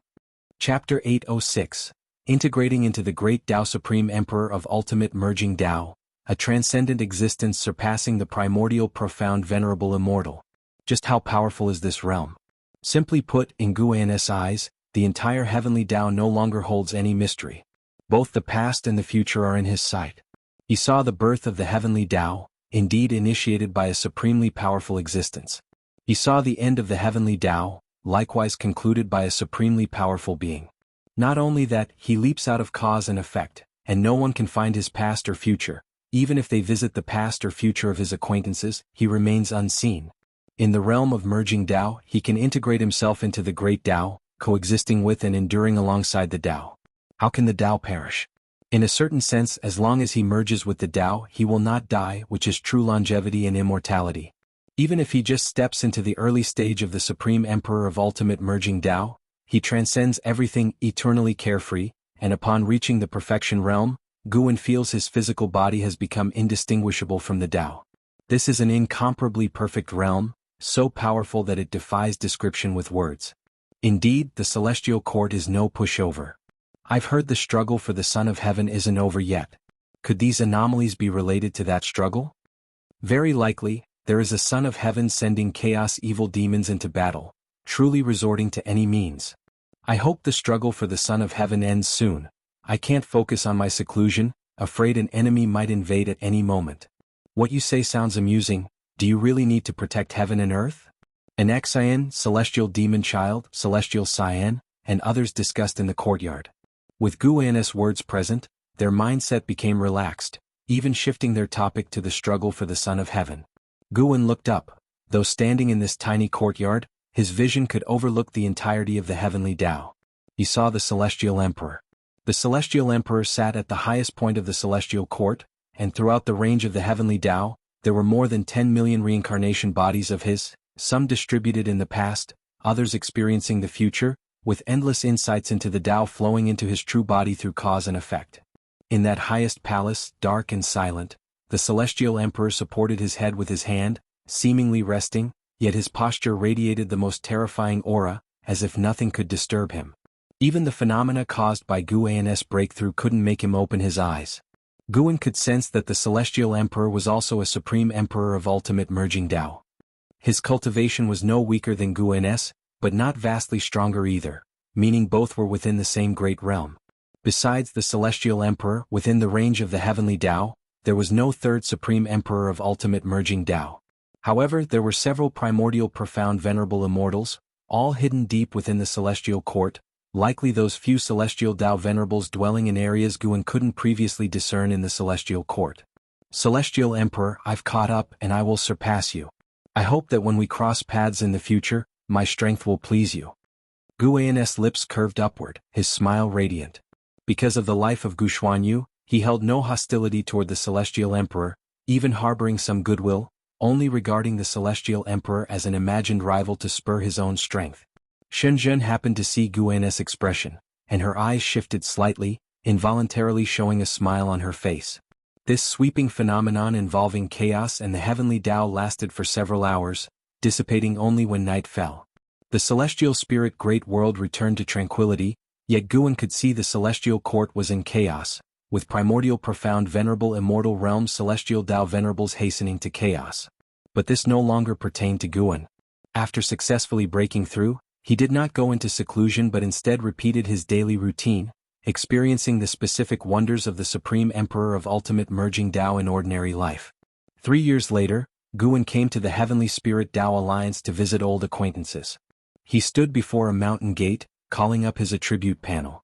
Name, Guan, lifespan, 29,684 for 73/14 101 880 574 623 609 Physique, Creation Essence Body, Cultivation Level, Supreme Emperor of Ultimate Merging Tao Realm Perfection. The breakthrough 3 years ago consumed 22 trillion years of his lifespan, leaving only a remainder. Yet this remainder still represented an immensely vast number in lifespan. Guan could feel that the next great realm he wished to reach would be far more difficult than before, fearing that 100-fold, 1,000-fold lifespan would be severely inadequate. This intuition was strong, almost certainly true, and this was the strength of the Supreme Emperor of Ultimate Merging Tao. All sensations were prophecies, a prejudgment of the 3,000 great Tao. Guan contemplated higher realms while looking at his attribute panel. His location was mid-mountain, before him a majestic stone gate, and behind him lay vast and magnificent hills and rivers.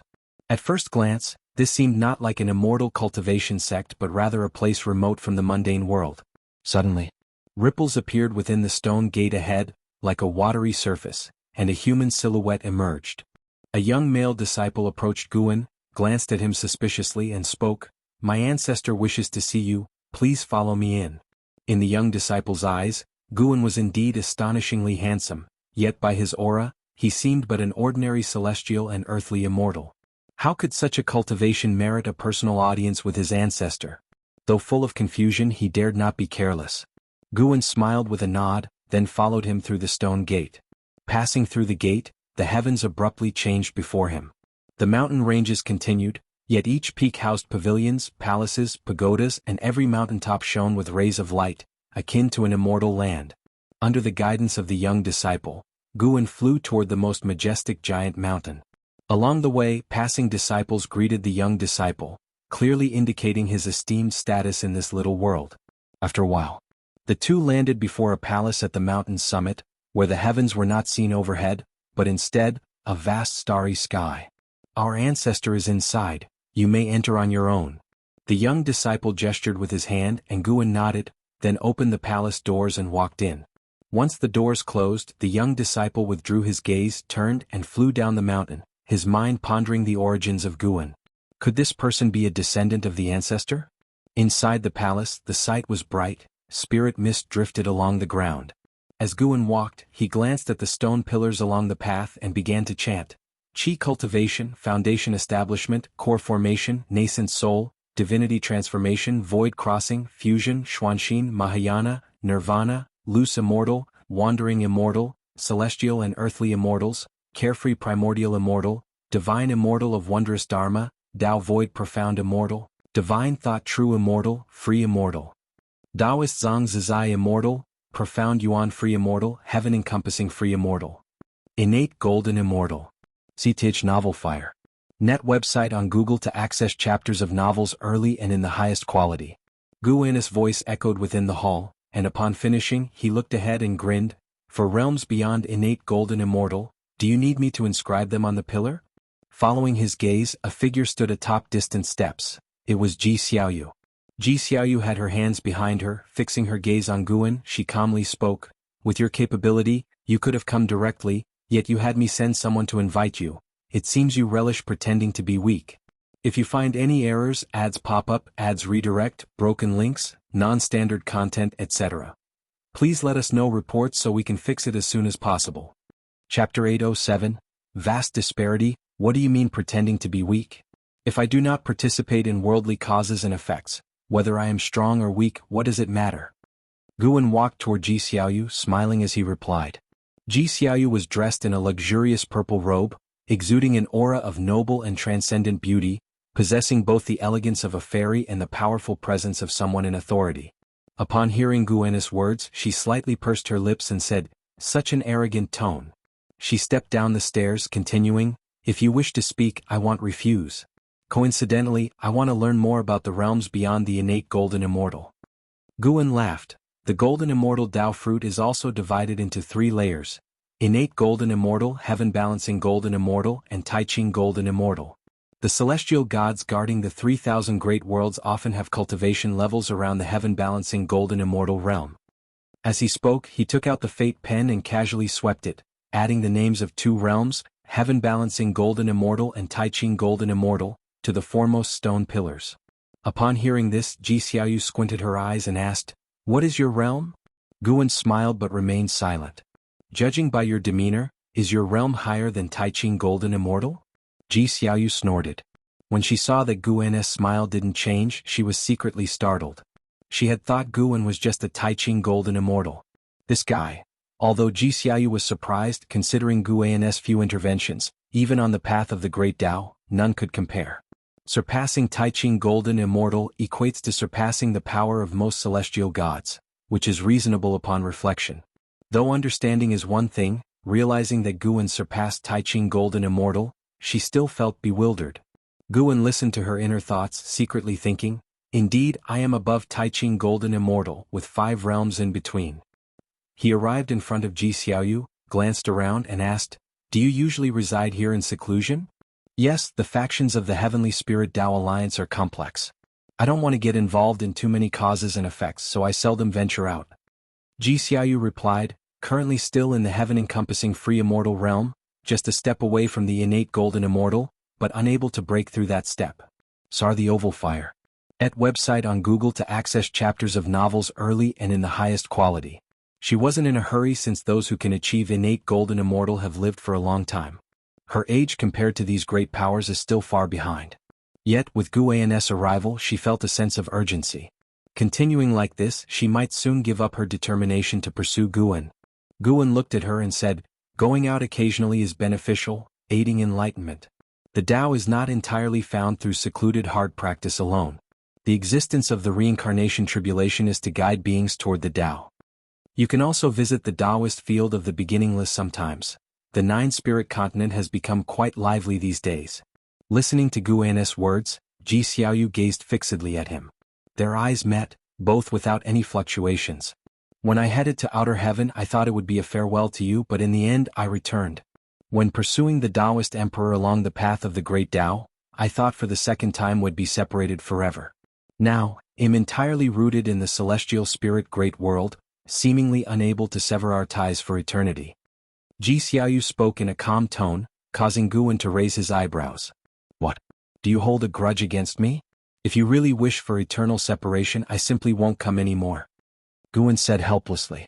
Upon hearing this, Ji Xiaoyu's eyes showed subtle changes. She replied, "I just don't want to burden you, and pursuing the great Tao must rely on oneself, at least that's how I view it." Guan understood her true thoughts, which was why he didn't get angry. He said wryly, "According to your view, do you wish to remain forever alone?" Ji Xiaoyu paused in silence, then asked, "Is there anything I can do for you? Why don't you show me around? I find this place quite interesting," Guan said with a gentle smile. Ji Xiaoyu didn't reject the idea. She nodded slightly, then began to lead the way, walking in front of Guan, who followed closely. Walking ahead of Guan, her lips slightly upturned but quickly returned to normal. Thus, Guan followed Ji Xiaoyu around her dojo. To avoid suspicion, Ji Xiaoyu donned a hat and a veil. In the blink of an eye, 2 days passed. On this day, Ji Xiaoyu escorted Guan to the mountain gate. As the formation at the gate closed, only the two of them remained on the cliff. Guan turned toward Ji Xiaoyu and said, "If you encounter immortal fate in the future, do not accept it." Ji Xiaoyu asked, "Why?" She didn't think Guan simply didn't want her to leave. There must be a special reason, perhaps the reason he came to find her. In her view, Guan couldn't have come merely for leisure. Because it will be a trap. If you wish to ascend to immortality, there will be plenty of opportunities in the future and he'll tell you when. Guan responded. This made Ji Xiaoyu's gaze toward him filled with deep meaning. She was curious about just how far Guan's eyes could see into the future. Guan continued, "Since you want to become an innate golden immortal, I will assist you in achieving it." As he finished speaking, Guan suddenly waved his sleeve, and a gentle breeze blew toward Ji Xiaoyu, lifting her hat, revealing astonishment on her cool and beautiful face. She stood frozen in place, regaining consciousness only after several breaths. By the time she returned to awareness, Guan's presence was gone, and she widened her eyes in shock, discovering her Dao fruit had transformed, with unfamiliar energy surging within. Soon she realized she had achieved the innate golden immortal realm. No celestial tribulation. Directly transformed into it. She instinctively thought she was dreaming, yet she couldn't find Guan's figure anymore. She immediately entered the stone gate to confirm she was in the real world. Meanwhile, Guan arrived at the Xiao family city to find Xiao Lan, roaming the streets and sensing Ji Xiaoyu's changes. This was the strength of the Supreme Emperor of Ultimate Merging Dao, able to forcibly elevate others' realms without any drawbacks. The reason there's no need to cross the tribulation is that he used his Dao intent. Now Ji Xiaoyu just needs to slowly adapt to the new realm's transformation to completely become an innate golden immortal. Guan couldn't help but think of the celestial court, whose destiny could rapidly strengthen mortal spirits without any side effects. Isn't this the ability of the Supreme Emperor of Ultimate Merging Dao? Could it be that all heavenly court immortals were promoted by the Celestial Emperor? If so, it makes sense. The Celestial Emperor wouldn't fear the immortals' rebellion, nor fear the Son of Heaven growing powerful, as the immortal's strength derives from him. To create so many heavenly court immortals, the Celestial Emperor's cultivation level is indeed terrifying. However, the Celestial Emperor hasn't exposed this point, instead allowing Tsangtian and the heavenly Dao to substitute for his function. Guan wasn't planning to forcefully help disciples break through realms unless they hit a limit.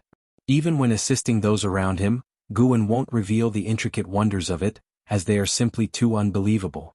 Moreover, for the Supreme Emperor of Ultimate Merging Dao, having more subordinates is pointless. No matter how many strong people are under the Supreme Emperor of Ultimate Merging Dao, combined they can't rival him. Moreover, he and the Celestial Emperor stand in the Perfection realm.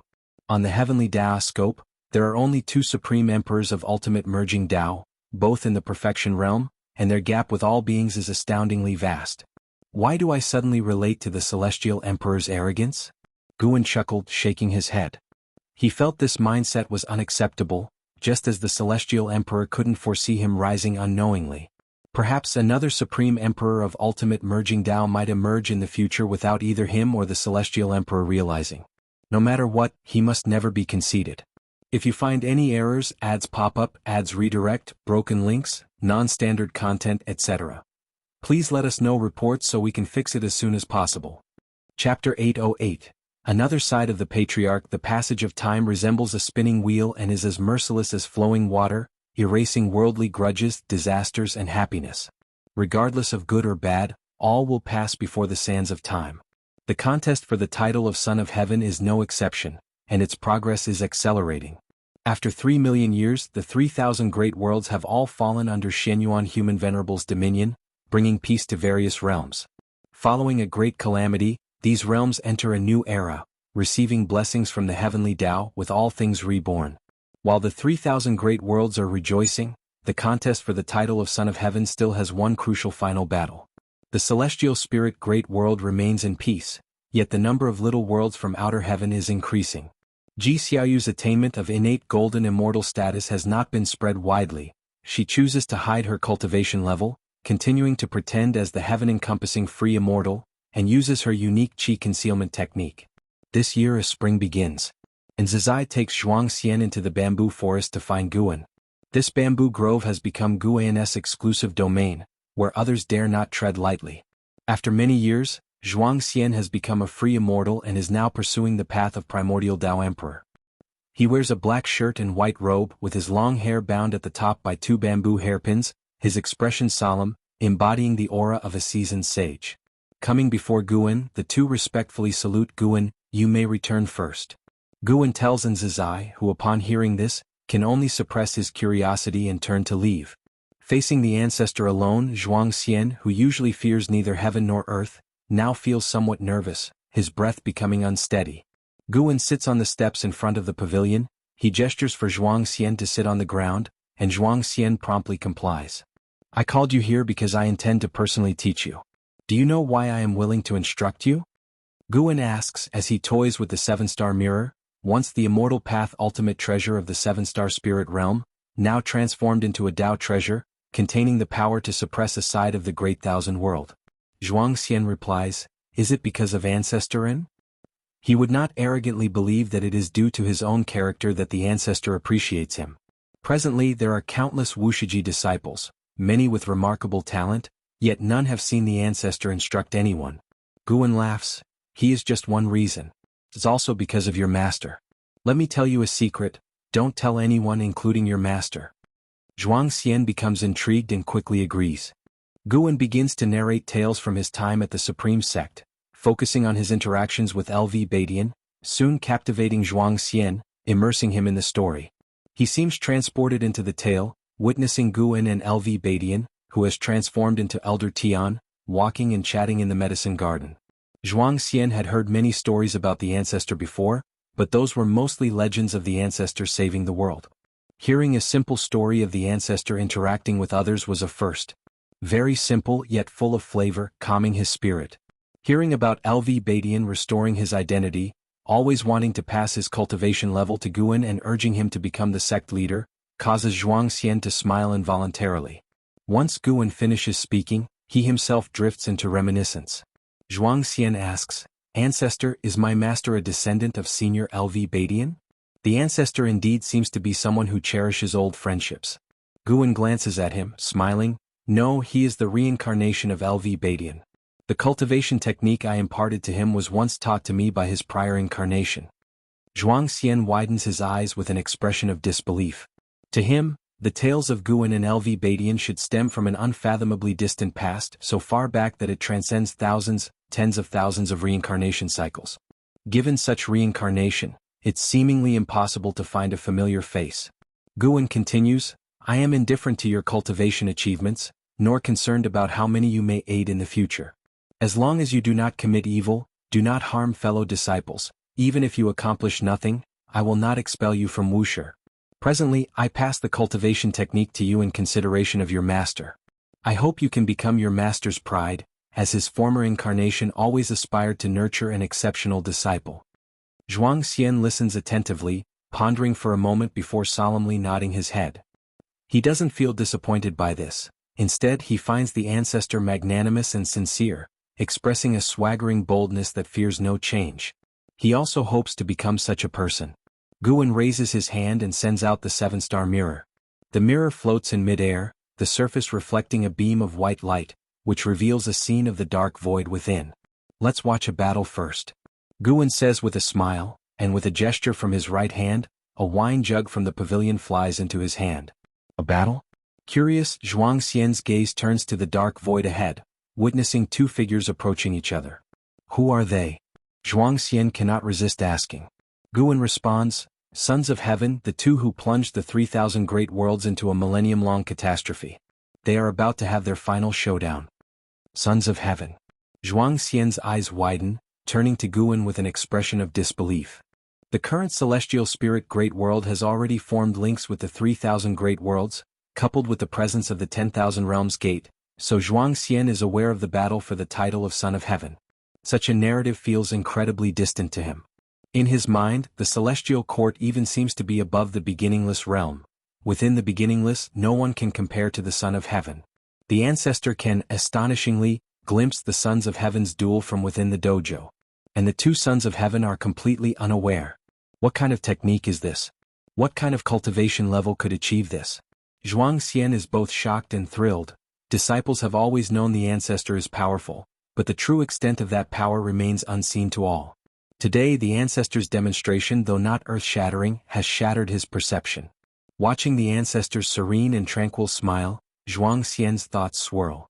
At this moment, a booming sound emanates from the strong light of the seven-star mirror, capturing his attention. He sees the two sons of heaven already engaged in battle. The scene instantly pulls back, yet even so, the mana of both sons of heaven fills the entire view. Occasionally he sees the two sons of heaven grow in size, battling with Dharma aspect, then shrink, with the scene changing to appear in other universes, the battle moving so rapidly that he daren't blink. Although indistinct, he senses the two sons of heaven's terrifying strength. Ping, the sound of the mirror shattering reaches him. Zhuang Xian watches the scene, feeling as if the universe was being smashed apart, with the dark void quickly turning into an intense red. Nine Heavens True Dragon Qi, Father Emperor indeed dotes on you. Xinyuan Human Venerable's voice rings out, icy cold. See the novel, Fire. At website on Google to access chapters of novels early and in the highest quality. Another voice accompanies it, Humph, that's because my aptitude is sufficient for cultivation. Though we are both sons of heaven, the disparity in talent is truly present. Following this, Zhuang Xian sees dragons appearing out of thin air, relentlessly attacking each other, half golden, half black, seemingly two hordes of dragons locked in battle, each enormous, with stars beside them akin to grains of sand. How do you also possess nine heavens true dragon qi? Great immortal divine Yuan's voice sounds again, laden with shock and anger. You're right, there is indeed a talent gap between us. Xinyuan Human Venerable replies with contempt. Guan watches their nine heavens true dragon qi, his thoughts drifting. He recalls the final battle between Guxuanyu and Taihao, where they too wielded nine heavens true dragon qi. Yet compared to them, Xianyuan Human Venerable and Great Immortal Divine Yuan's nine heavens true dragon qi pales in significance. If you find any errors, ads pop up, ads redirect, broken links, non-standard content, etc., please let us know reports so we can fix it as soon as possible. Chapter 809. 10 Immortal Positions. The battle between the Great Immortal Divine Yuan and Xianyuan Human Venerable ultimately ended with Xianyuan Human Venerable emerging victorious, reducing the Great Immortal Divine Yuan to ashes, with no chance of resurrection for another fight. Afterward, Xianyuan Human Venerable stood alone in the shattered void, gazing upward as if looking at the mysterious and elusive Tsangtian. This battle of the Son of Heaven lasted a full day and night, which was relatively short for their realm, and Zhuang Xian watched with great interest. Although most of the time he couldn't see the details of the battle between the two sons of heaven, he still watched with relish as if witnessing the evolution of a myth. Guan put away the seven-star mirror, causing the image suspended before them to dissipate. He stood up and stretched lazily. Zhuang Xian quickly got up, nervously looking at Guan. Is it time to cultivate? He was both eager and nervous to be personally taught by the ancestor. He feared disappointing the ancestor because he had never been the most insightful in his generation. His talent often seemed mediocre compared to his peers. Guan looked at Zhuang Xian and smiled, saying, I will only teach once. How much you can comprehend depends entirely on your fortune. These words made Zhuang Xian even more nervous, and he could only nod cautiously. Sunlight streamed through the bamboo forest, falling upon the two, imparting a sense of harmony and the beauty of tranquil times. The battle of the Son of Heaven has ended. For the all-living beings across all realms, once their great world is no longer plagued by evil demons, the battle is over. But for the sects across the realms, the real highlight is after Xianyuan Human Venerable's victory. Will the Son of Heaven fulfill his promise? Do they have a chance to ascend to immortality? Sar the novel Undershafar. At website on Google to access chapters of novels early and in the highest quality. Ultimately, Xianyuan Human Venerable did not disappoint, choosing a group of meritorious great cultivators to go to the celestial court and sending Zishuan Old Immortal to travel across the 3,000 great worlds to reward deeds according to merit. About 1,000 years have passed since the battle of the Son of Heaven. In late summer that year, Xianyuan Human Venerable, accompanied by Zishuan Old Immortal, came to visit Guan sent Nzazai to receive them, and they met again at the mountain viewing pavilion. Before leaving, Nzazai couldn't help but glance at Xianyuan Human Venerable one more time. This person was the Son of Heaven. He speculated internally. The battle of the Son of Heaven has ended, so why does the Son of Heaven come to visit the ancestor? Did the ancestor play a crucial role in the battle? And Zizai suddenly thought of a legend he heard not long ago about a divine sparrow with colorful rays at its tail end sweeping across the 3,000 great worlds, exterminating countless evil demons, thus changing the course of the battle of the Son of Heaven. With a heart full of confusion, he left, not daring to disturb Guan's conversation with the other two. After he departed, Xianyuan Human Venerable respectfully bowed to Guan, raising his hand in salute, appearing much more humble than during his last visit. Sichuan Old Immortal followed suit, looking at Guan with gratitude and awe. When he sought Guan's assistance, he dreamed that Guan could help Xianyuan Human Venerable, but he never expected that Guan could single-handedly change the tide, even against the Tao Extreme Daluo Immortal of the Celestial Court. Incredibly, Guan himself did not appear in person, simply relying on a divine sparrow to change the dynamics. "Sit down and let's chat." Guan smiled as he waved his right hand. A formless force lifted the hands of the two immortals, prompting them to straighten their posture. Then they followed Guan to take their seats. Xianyuan Human Venerable looked at Guan and asked, "Could I possibly see that divine sparrow?"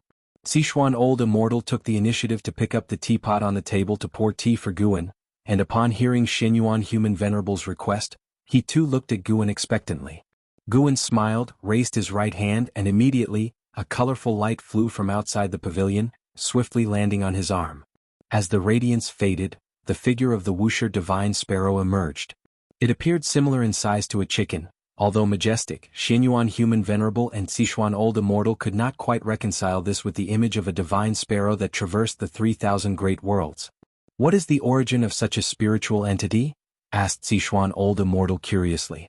The Wuxia divine sparrow perched on Guan's arm, shaking its head as if dazed, but considering it was able to repel the Tao Extreme Daluo Immortal, despite feeling shocked, Sichuan Old Immortal dared not underestimate it.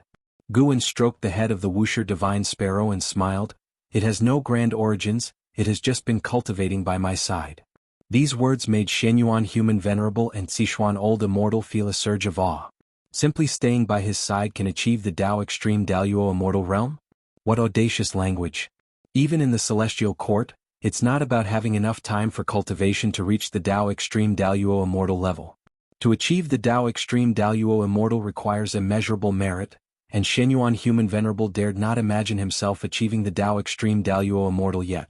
Guan slightly raised his right hand, prompting the Wuxia divine sparrow to fly away. "What are your reasons for coming here?" Guan asked. Guan was very satisfied with Xianyuan Human Venerable's actions after his victory.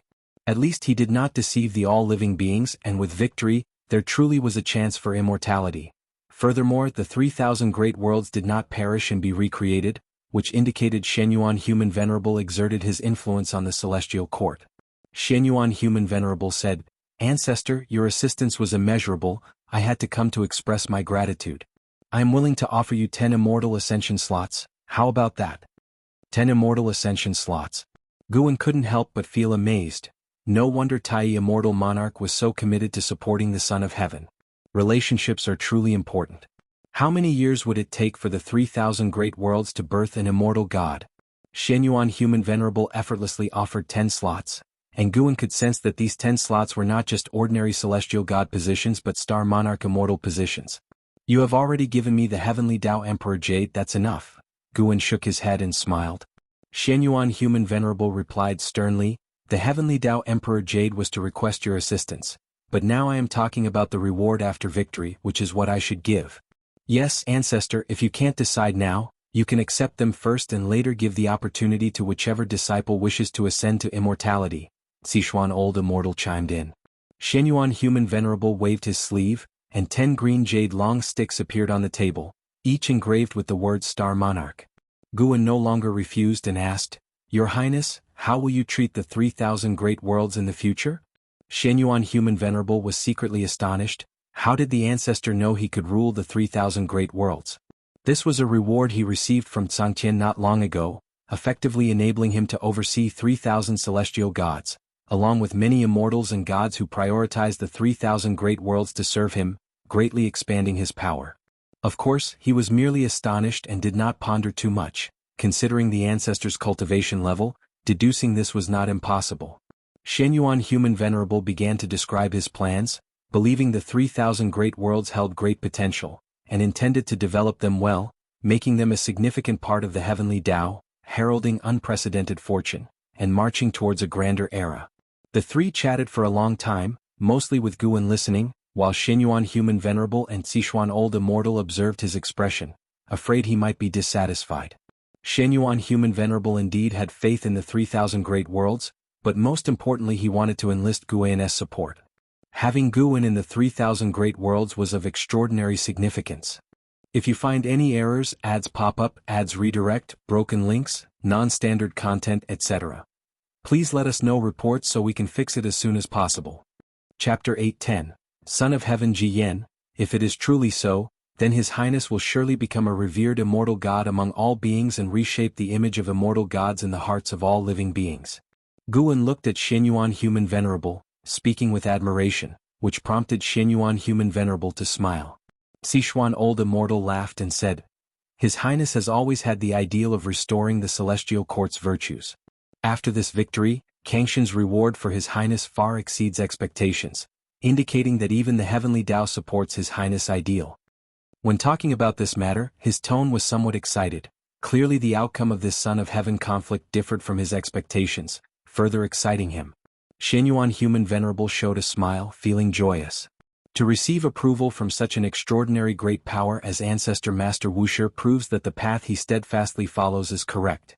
The three continued chatting for a while longer, then Xinyuan Human Venerable and Sichuan Old Immortal did not linger further. Although they had stayed for an hour, they felt greatly rewarded. At least they had the hope of winning Ancestor Master Wuxi's favor. By the way, what impression do you have of Son of Heaven Jie Yen? Guan suddenly asked, causing the two immortals who were about to leave to halt, looking at Guan with surprise.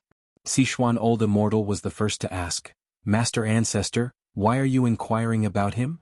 Search * the novel Fire. NT website on Google to access chapters of novels early and in the highest quality. Mentioning Son of Heaven Jie Yen, Sichuan Old Immortal's expression became unnatural, and even Xinyuan Human Venerable furrowed his brow. Guan maintained a smile and said softly, Oh, nothing in particular, just curious to understand. Sichuan Old Immortal glanced at Xinyuan Human Venerable, then said, This Son of Heaven's celestial rank is quite high, his cultivation level is on par with some celestial Tao venerables, his Son of Heaven number can be ranked in the top 100. He once won the Son of Heaven battle, later lost, and since then has devoted himself to retreat, showing himself rarely. Yet over the long years, the immortal gods under his command continue cultivating new immortal gods. Overall, this Son of Heaven is not one to provoke lightly. His mention of not to provoke was a subtle warning to Guan not to antagonize Son of Heaven Jie Yen. Even though Guan had already displayed strength not fearing Tao Extreme Daluo Immortal, he still hoped Guan would not provoke Son of Heaven Jie Yen. Xinyuan Human Venerable did not speak, but it was clear he was very apprehensive of Son of Heaven Jie Yen. Guan said with a laugh, Do not worry, I have no feud with him, it's just that I happened to see him about to do some things. Alright, you may go now. Sichuan Old Immortal was puzzled upon hearing this, wishing to ask what matter it was but dared not get entangled in the cause and effect of Son of Heaven Jie Yen. Xinyuan Human Venerable looked at Guan and asked, What he intends, does it relate to the 3,000 great worlds? Guan did not reply but merely looked at the teacup on the table. Xinyuan Human Venerable and Sichuan Old Immortal instantly understood, their expressions turned grim. They asked no more and left politely. The two immortals left Wuxia and directly moved to the world gate. Xinyuan Human Venerable's face was livid, his eyes fiery, causing the celestial spirit god guarding the world gate to hurry to his feet. Your Highness, do not be reckless. Sichuan Old Immortal quickly advised, having guessed what Xinyuan Human Venerable intended. Xinyuan Human Venerable said without turning around, I understand, I am merely angry and will not give him any chance. Passing by the celestial spirit god, he paused, turning to look at the celestial spirit god, his expression softened and said, Serve Ancestor Master Wuxia well in the future, whatever happens if you need to find me just call my name at the world gate and I will hear it. Celestial spirit god was flattered, promptly agreeing.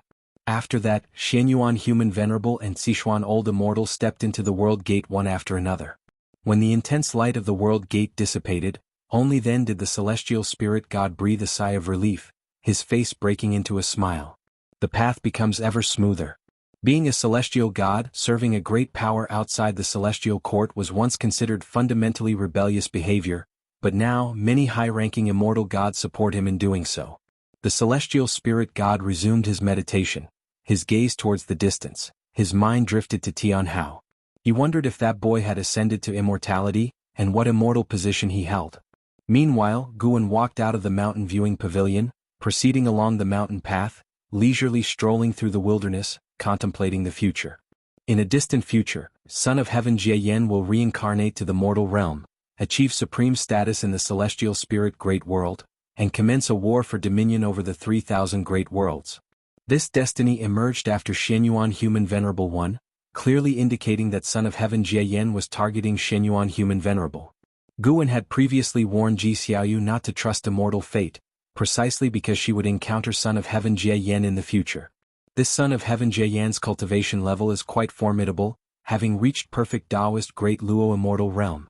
Yet regrettably, such a level holds no secrets to Guan.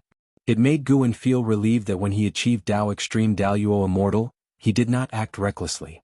Had he indiscriminately killed and crazily accumulated lifespan, he surely would have been targeted by Shen Qi Primordial Immortal and Mixed Element Profound Venerable Immortal. There are always those who take the lead role in this world, but staying here and watching the drama is more enjoyable. Guan murmured, with no one beside him to know what he meant. He prepared to assess Zhuang Xian's cultivation achievements. Though he said it was to see Zhuang Xian's own fortune, after millions of years, it was his first time teaching someone cultivation and could not let Zhuang Xian be too poor. Celestial Court, Guangfa Immortal Palace. In the Grand Hall, hundreds of immortal gods sat cross-legged on their respective mats, Li Xuanmiao and Celestial Destruction God among them, the two seated next to each other. The venerable Guangfa Taiguang had not yet appeared, and the disciples of Guangfa Immortal Palace chatted about the Son of Heaven conflict. Didn't expect Shenyuan Human Venerable to turn the tide, truly surprised me. Indeed, Taisien Divine Yuan almost won, yet it could be overturned. Who knows what has happened within the 3,000 great world. It is said Shenyuan Human Venerable invited a supreme great power to intervene. I heard too that Taisien Divine Yuan invited a supreme immortal to act, but was not the rival, which might be why Shenyuan Human Venerable was conferred as Great Thousand World Immortal King. Shenyuan Human Venerable introduced hundreds of immortal gods at once, and Sangqian permitted them, likely leading to more sons of heaven engaging in such conflicts in the future. Listening to the immortal gods' discussions around him, Li Xuanmiao felt that this situation was connected to his master. If there was a major variable in the 3,000 great worlds, it could only be his master. That Taisien Divine Yuan acted unscrupulously, worrying him about the celestial spirit great world, also fearing Guan would become an enemy of the celestial court to protect the celestial spirit great world. Celestial Destruction God spoke. The Son of Heaven conflict causing such a significant impact might be some sort of signal. Li Xuanmiao turned to look at him, curiously asking, "What kind of signal?" Celestial Destruction God did not answer but said, "They say both Sons of Heaven displayed 9 heavens true dragon Qi." What is 9 heavens true dragon Qi? It is the Emperor of Heaven's divine skills, with abnormally domineering power to suppress the heavenly Tao. Celestial Destruction God's answer changed Li Xuanmiao's expression significantly. 2 Sons of Heaven with the Emperor of Heaven's true inheritance competing, and Sangqian offering unprecedented merit rewards, indeed extraordinary. If you find any errors, ads pop up, ads redirect, broken links, non-standard content, etc. Please let us know reports so we can fix it as soon as possible. Chapter 8:11. Dugu Demon Emperor. As Li Xuanmiao pondered Kangshan's will, a golden light appeared on the steps ahead. As the golden light dissipated, Venerable Guangfa Taiguang appeared on the lotus throne and sat down.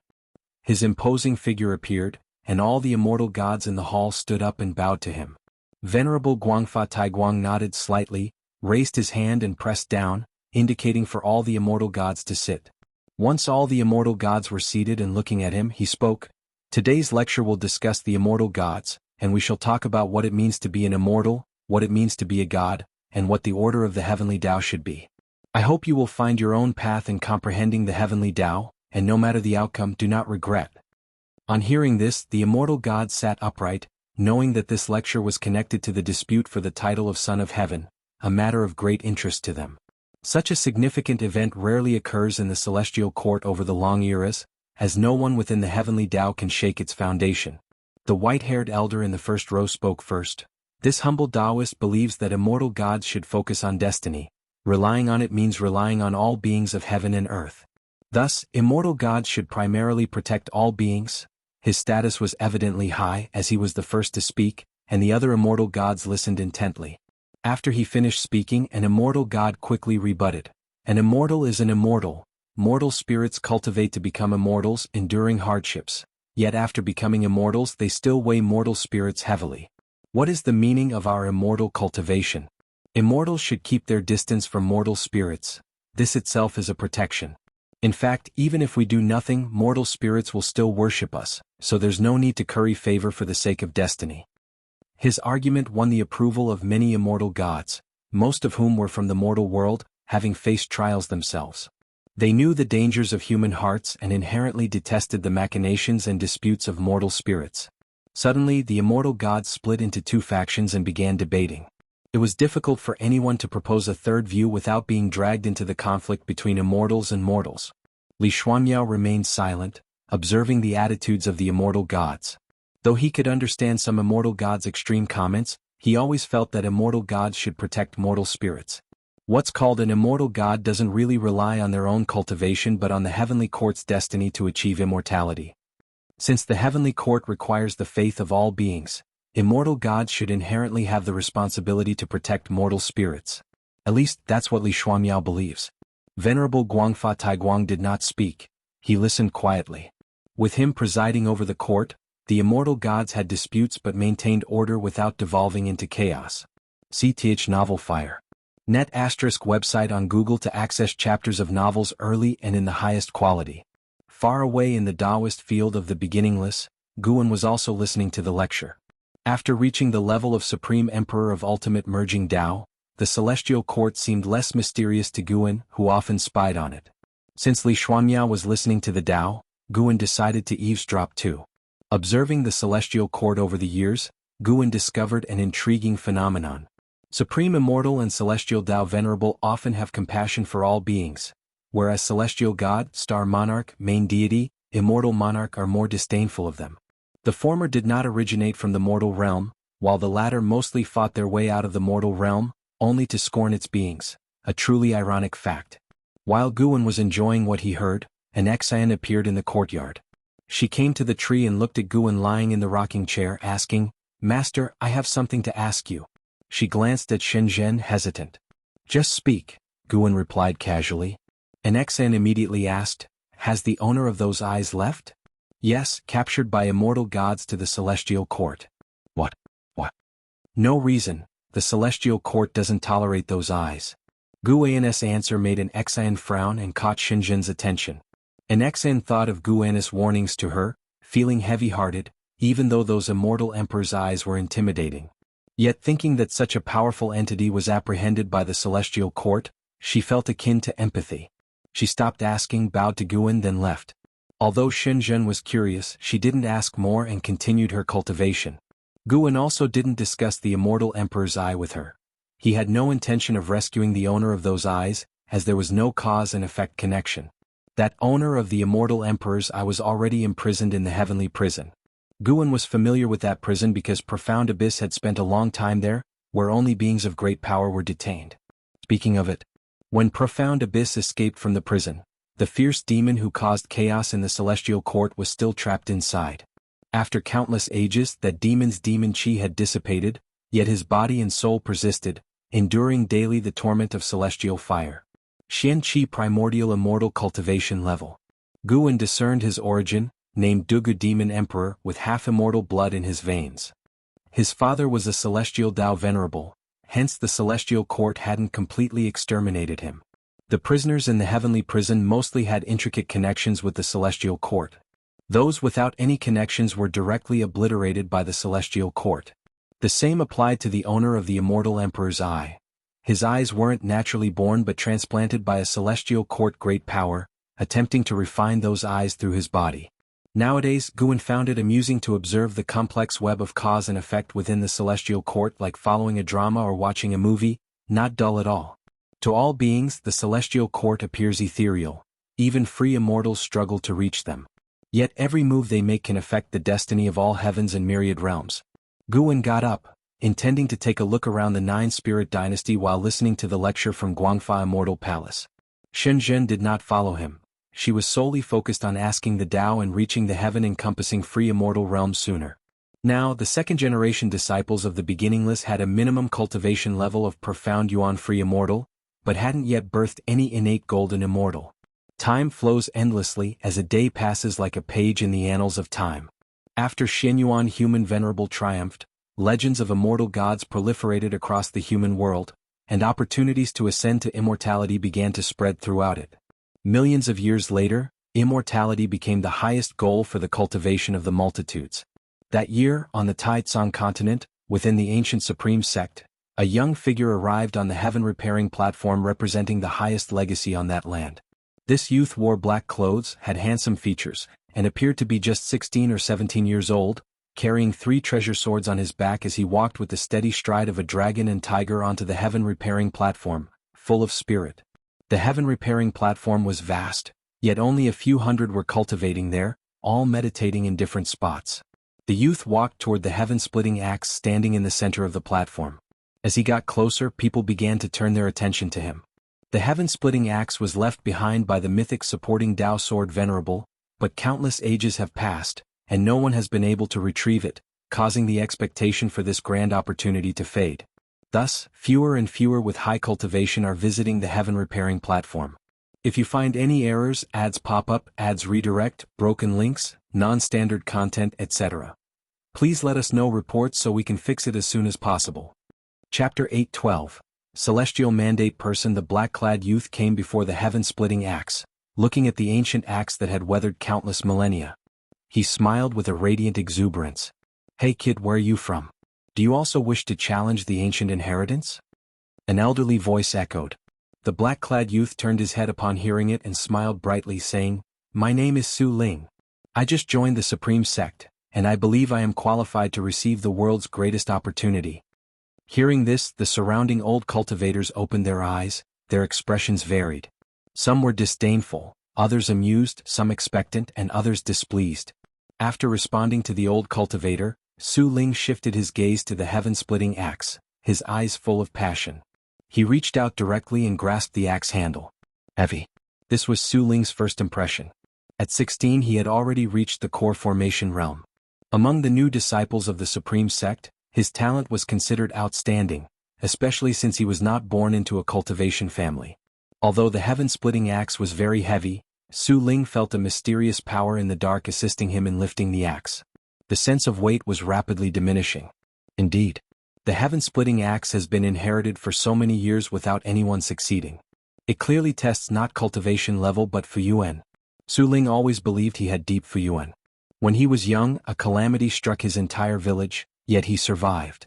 He always felt grateful to the heavens, carrying a thankful heart from a young age. He had a fervent spirit, always ready to help those in need, earning a reputation for chivalry while young. It was this chivalry that drew the attention of the Supreme Sect's cultivators. After an entry test, he turned out to have extraordinary talent. He felt his good fortune and talent had special significance, with a grand mission awaiting him. Gaining the heaven-splitting axe's inheritance would assist him in completing this great mission. If there is celestial mandate in the mystery, let it help me lift it.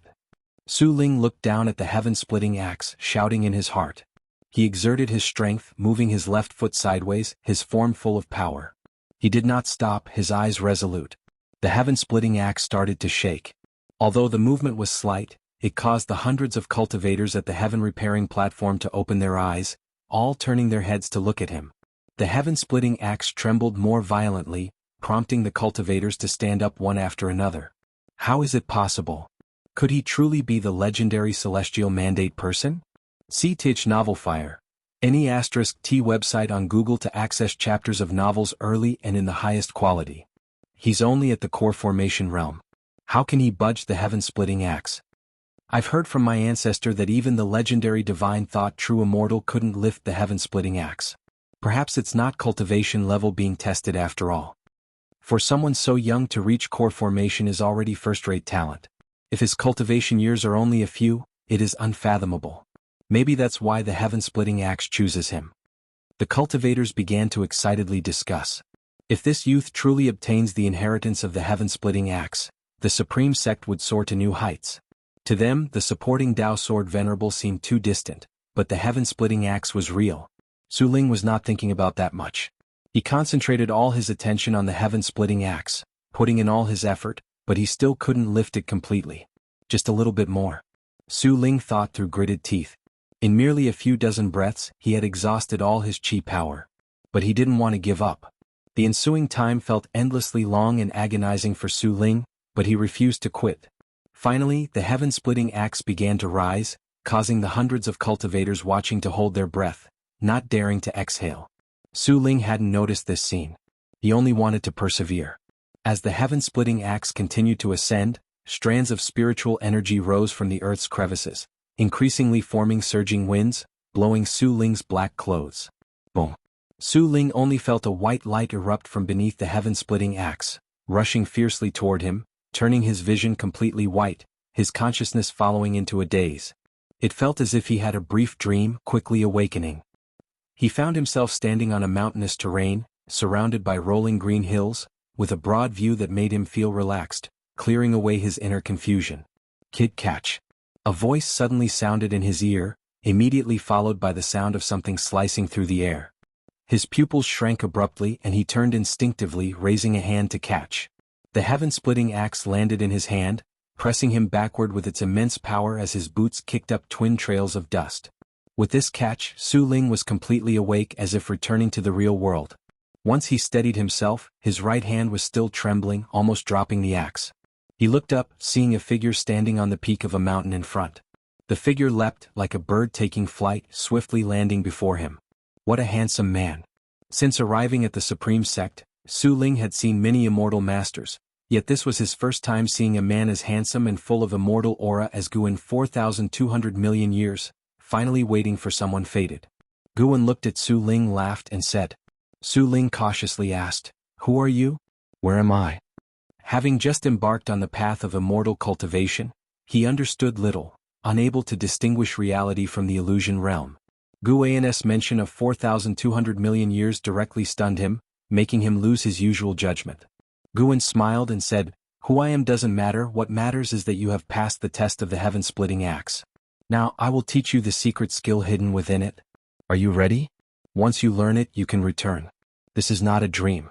This is your opportunity." Su Ling calmed down. He gripped the heaven-splitting axe and lifted it slightly, saying, "I'm ready." Guan raised his right hand, forming an axe, then began teaching Su Ling the heaven-splitting divine axe, move by move. The heaven-splitting divine axe is divided into 9 forms: life-breaking, demon-breaking, ghost-breaking, mountain-breaking, broken sea-breaking technique, immortal-breaking, god-breaking, heaven-splitting. This axe technique was once the supreme inheritance of the Tai Tsang continent, capable of sweeping the world. With high comprehension and Guan's Tao intent, Su Ling quickly memorized the 9 forms of the heaven-splitting divine axe. After roughly learning it, Su Ling's expression showed hesitance. He occasionally glanced at the heaven-splitting axe in his hand, then at Guan, wanting to say something but stopping. Guan asked with a smile, "Are you disappointed?" Su Ling nodded and said, "It seems the power is not much different from the swordsmanship my master taught me. Indeed, I have modified it. Do you wish to learn the new heaven-splitting divine axe?" Guan looked at Su Ling, his smile unchanged, warm like a spring breeze. Su Ling quickly replied, "Of course I want to. This is the Supreme Sect's ancient inheritance. If it's not more powerful than my master's swordsmanship, it would be embarrassing, not just for me but for the whole Supreme Sect." He had already thought it through. Guan must either be the artifact spirit of the heaven-splitting axe or the legendary supporting Tao sword venerable. Either way, there must be a deep connection with the Supreme Sect. Guan nodded with a smile, then raised a hand pointing towards Su Ling. Su Ling's eyes widened, his whole body frozen in place, as images of a figure wielding an axe appeared in his eyes. Guan watched him, murmuring to himself, choosing him might also be a good choice. If you find any errors, ads pop up, ads redirect, broken links, non-standard content, etc., please let us know reports so we can fix it as soon as possible. Chapter 8:13. Where is the sword venerable? Su Ling was shrouded by Guan's Tao intent, and the new memory of the heaven-splitting divine axe surged into his mind. He dreamed again, and this dream lasted a long time. In the dream, he continuously cultivated the heaven-splitting divine axe, a process long and tedious, yet he had no time to think of other matters. When he finally finished this long cultivation and his consciousness cleared, he opened his eyes, no longer seeing that illusion realm nor Guan. He returned to the heaven-repairing platform, surrounded by great cultivators of the supreme sect. Even his master had arrived. Seeing Su Ling open his eyes, the great cultivators around him began to ask questions. "Disciple, how are you? Did you receive the legacy? What did you comprehend just now? What did you see? Did you meet the supporting Dao Sword Venerable? Speak quickly, you're killing me with suspense."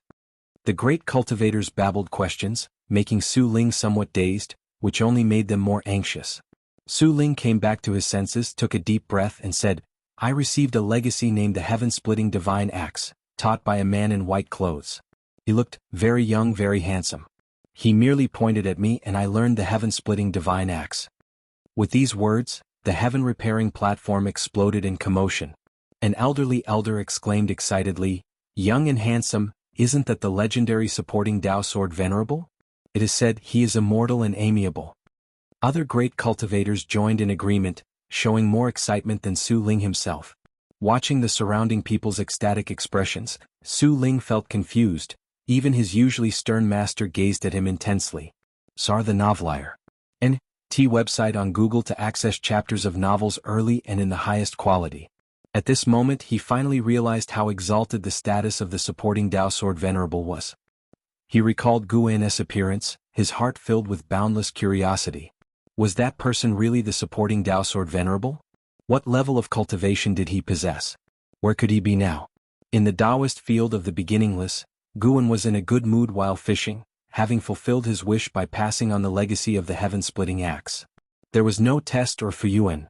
Choosing Su Ling was inevitable because he could see Su Ling's entire future, confirming that Su Ling would bring prosperity to the supreme sect and to the world. Not only that, Su Ling upheld righteousness, leading other cultivators to act justly. Currently, Guan was contemplating another matter. It involved reincarnating his previously deceased disciple into Su Ling's descendant, hoping they would follow the righteous path under Su Ling's guidance. This was also to fulfill another disciple's obsession. Guan gazed at the lake surface, recalling over 40 million years ago when he led disciples like Tang Yu, Su Han, Zhen Qin, Yan Mei, Yang Min, Yi Yan and others in cultivation. Times have changed, most of those disciples have since embarked on reincarnation.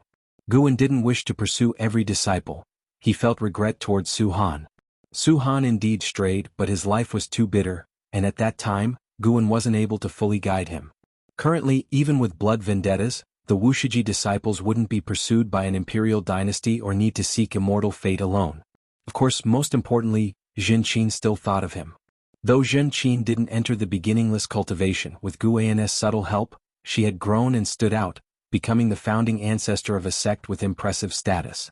Even though she has achieved fame and success, her personality turned reclusive. Giving Su Han a chance also helped her. For the current Guan, such matters aren't troublesome but interesting while aiding a beloved disciple. This is the mindset shift after becoming powerful. Previously cautious, now nothing in the celestial spirit great world affects him. Not just the celestial spirit great world, he can handle anything in the 3,000 great worlds, whether to act or not is solely up to him. Guan is increasingly less restrained, enjoying this process. In the unseen, the ineffable Tao heart realm seemed to guide him. He can now confirm. To become a saint requires transcending that Tao heart realm. Even facing the celestial emperor, he felt confident, thus he's in no hurry, enjoying life while understanding the so-called saint realm. Slowly comprehending if it doesn't work then risking life. Things Guan couldn't achieve in cultivation over the years were made possible by risking life, which doesn't negate his efforts as those experiences and insights were objectively existent. As Guan reminisced on the past, a figure approached. It was Zhuang Xian. Over the years, Zhuang Xian had become steadier and carried an extraordinary aura. He came behind Guan and bowed respectfully, saying, "Ancestor, I have mastered the supreme Tao mixed yuan plate, would you care to examine?" Guan responded casually, "I don't need to look with my eyes to know your Tao practice. You indeed mastered it, though far from perfection." Zhuang Xian remarked, "The supreme Tao mixed yuan plate is indeed profound, with endless creation. From now on I will prioritize it. Apart from my main cultivation technique, I want cultivate others." Guan said nothing more. Zhuang Xian's eyes shifted, saying, "Ancestor, I wish to venture out again because I received your true teachings. Ancestor An's expectations are higher, viewing me differently from other disciples. The secret skill I now possess might harm the world, whether I can venture out requires your approval. Guan remained silent, leaving Zhuang Xian anxious. Not daring to say more, he stood quietly behind Guan, waiting patiently. Even if rejected, he accepted it. After a long while, Guan spoke leisurely, "This world isn't as simple as you think. The higher your cultivation level, the greater the calamities you face." Zhuang Xian hurriedly said, "I know, but compared to my personal achievements, I care more about how much I can accomplish." "If that's the case, then go." "Thank you, ancestor. I promise not to shame the beginningless nor cause trouble for it or you." Zhuang Xian said excitedly, to which Guan only smiled without replying. Each period, Wuxia disciples venture out, but only Zhuang Xian warranted Guan's personal attention. Zhuang Xian and Su Ling both are rare good people in Guan's eyes. Zhuang Xian is straightforward and just, while Su Ling is kind-hearted, yet gentle and carefree. Though both walk the righteous Tao, their paths differ. Guan looked forward to which roads their lives would take. Afterward, Zhuang Xian took his leave. Guan continued fishing, only standing up to collect his rod when dusk fell. The setting sun elongated his shadow. While enjoying leisure, his other disciple faced a fated ordeal. The disciple was Tian Hao, the reincarnation of An Hao. Tian Hao, cultivating in the misty immortal court, had reached a cultivation level to stand alone. He began his adventures in the great Tao domain, traveling within the heavenly Tao beyond the 3,000 great worlds. On this day he encountered a grand scheme targeting him and the celestial court. If you find any errors, ads pop up, ads redirect, broken links, non-standard content, etc., please let us know reports so we can fix it as soon as possible. Chapter 8:14. Tian Hao's will. The thunderclouds tumbled and crimson lightning intertwined and flickered. On the earth stood several towering peaks, devoid of vitality and greenery. A light star walked upon the land. Upon closer inspection, it was a divine warrior clad in silver armor, wielding a divine spear, with 9 golden pearls floating behind his head. Flames swirled around the pearls, resembling true dragons, constantly surging, emitting dazzling light, like a war god advancing, dispelling darkness with each step. Was Tian Hao. Now his cultivation level had reached the innate golden immortal realm. Even though he had not yet joined the immortal class, he could nurture celestial Tao destiny because he was an innate immortal god, born an immortal god. His face was cold, his eyes sharp, filled with an oppressive aura, as if he could see through all the disguises of evil in the world. Following his gaze, a million miles ahead, a stone staircase lay across a giant mountain, like a long stairway to heaven. Looking upward, at the top of the staircase, halfway up the mountain, stood a mysterious figure in a black robe. This mysterious person wore a bamboo hat, and black mist surged on his face, making it impossible to see his true appearance. For a long time, Tian Hao stopped at the foot of the giant mountain, looked up, and asked the black-robed person above, "I'm here.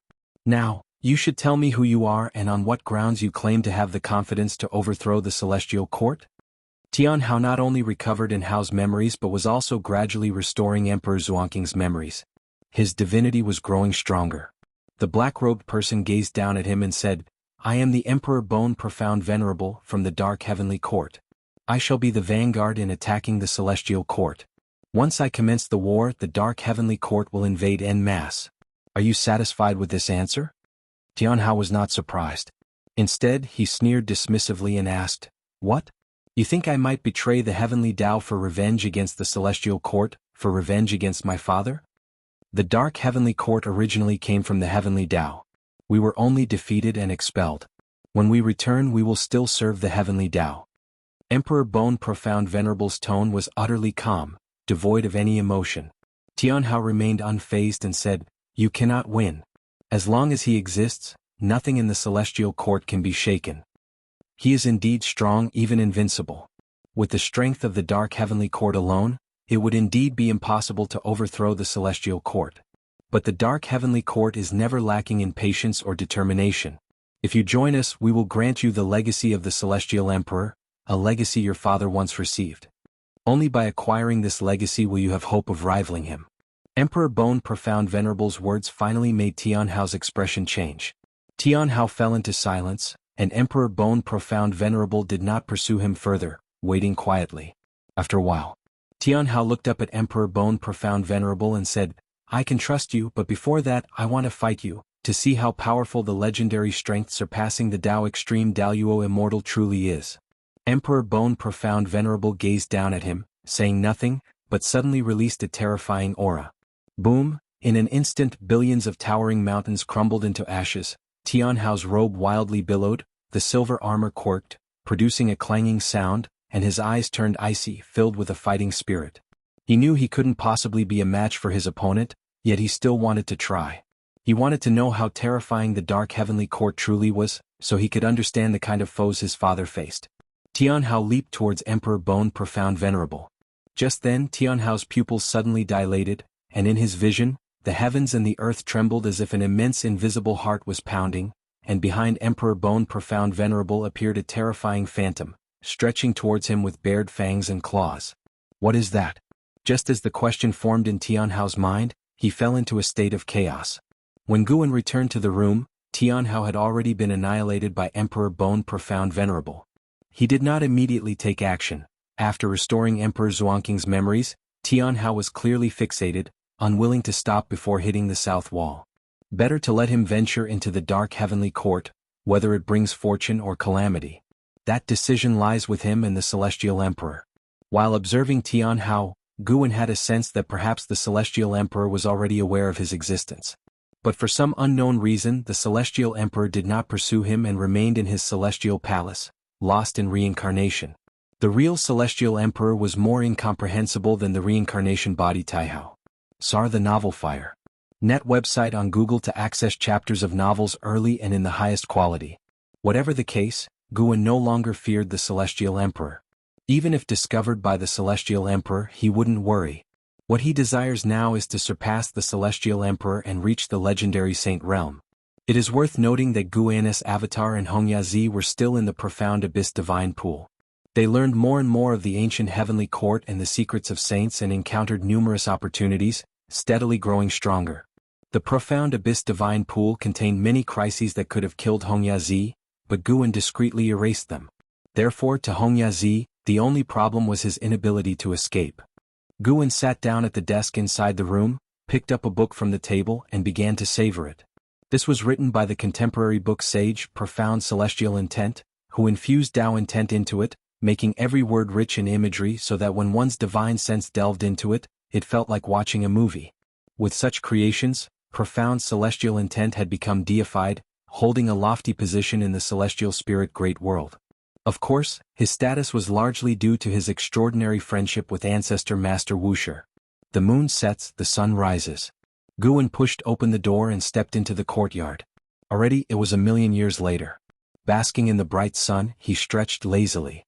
What's new in the world recently? Guan saw Shangguan Xiener sitting beside Shenzhen and inquired.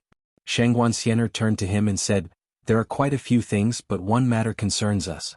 A disciple named Zhuang Xian of the 8th generation killed the child of an alliance hierarch of the Heavenly Spirit Tao Alliance, and now it's causing an uproar.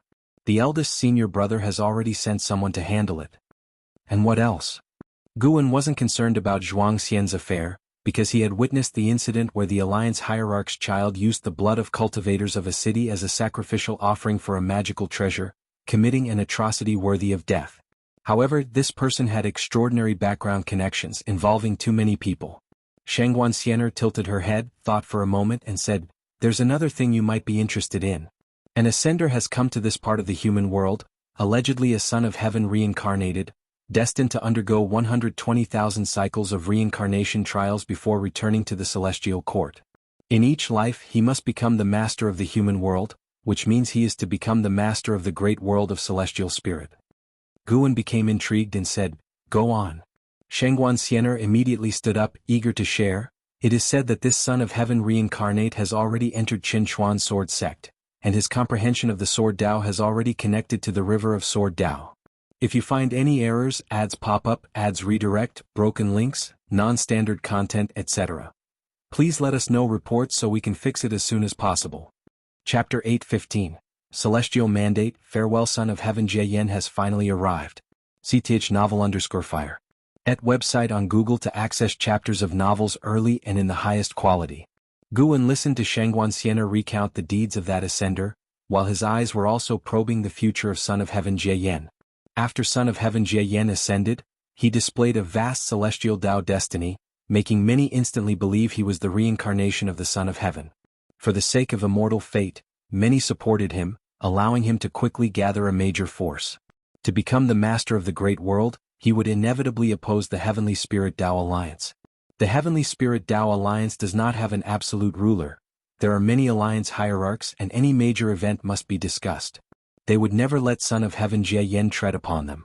Various sects were watching to see how the Heavenly Spirit Tao Alliance would handle Son of Heaven Jie Yen. Shengguansiener again mentioned the great battle between Son of Heaven Jie Yen and a prodigy from the Heavenly Spirit Tao Alliance. That battle attracted worldwide attention. The Heavenly Spirit Tao Alliance had rankings for disciples of every great realm, and Son of Heaven Jie Yen challenged the top prodigy of the same realm from the Heavenly Spirit.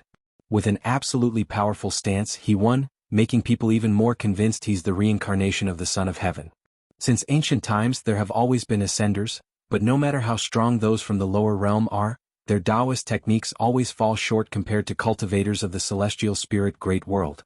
Ascenders can stir up waves, but can never surpass the prodigies of the Heavenly Spirit Tao Alliance.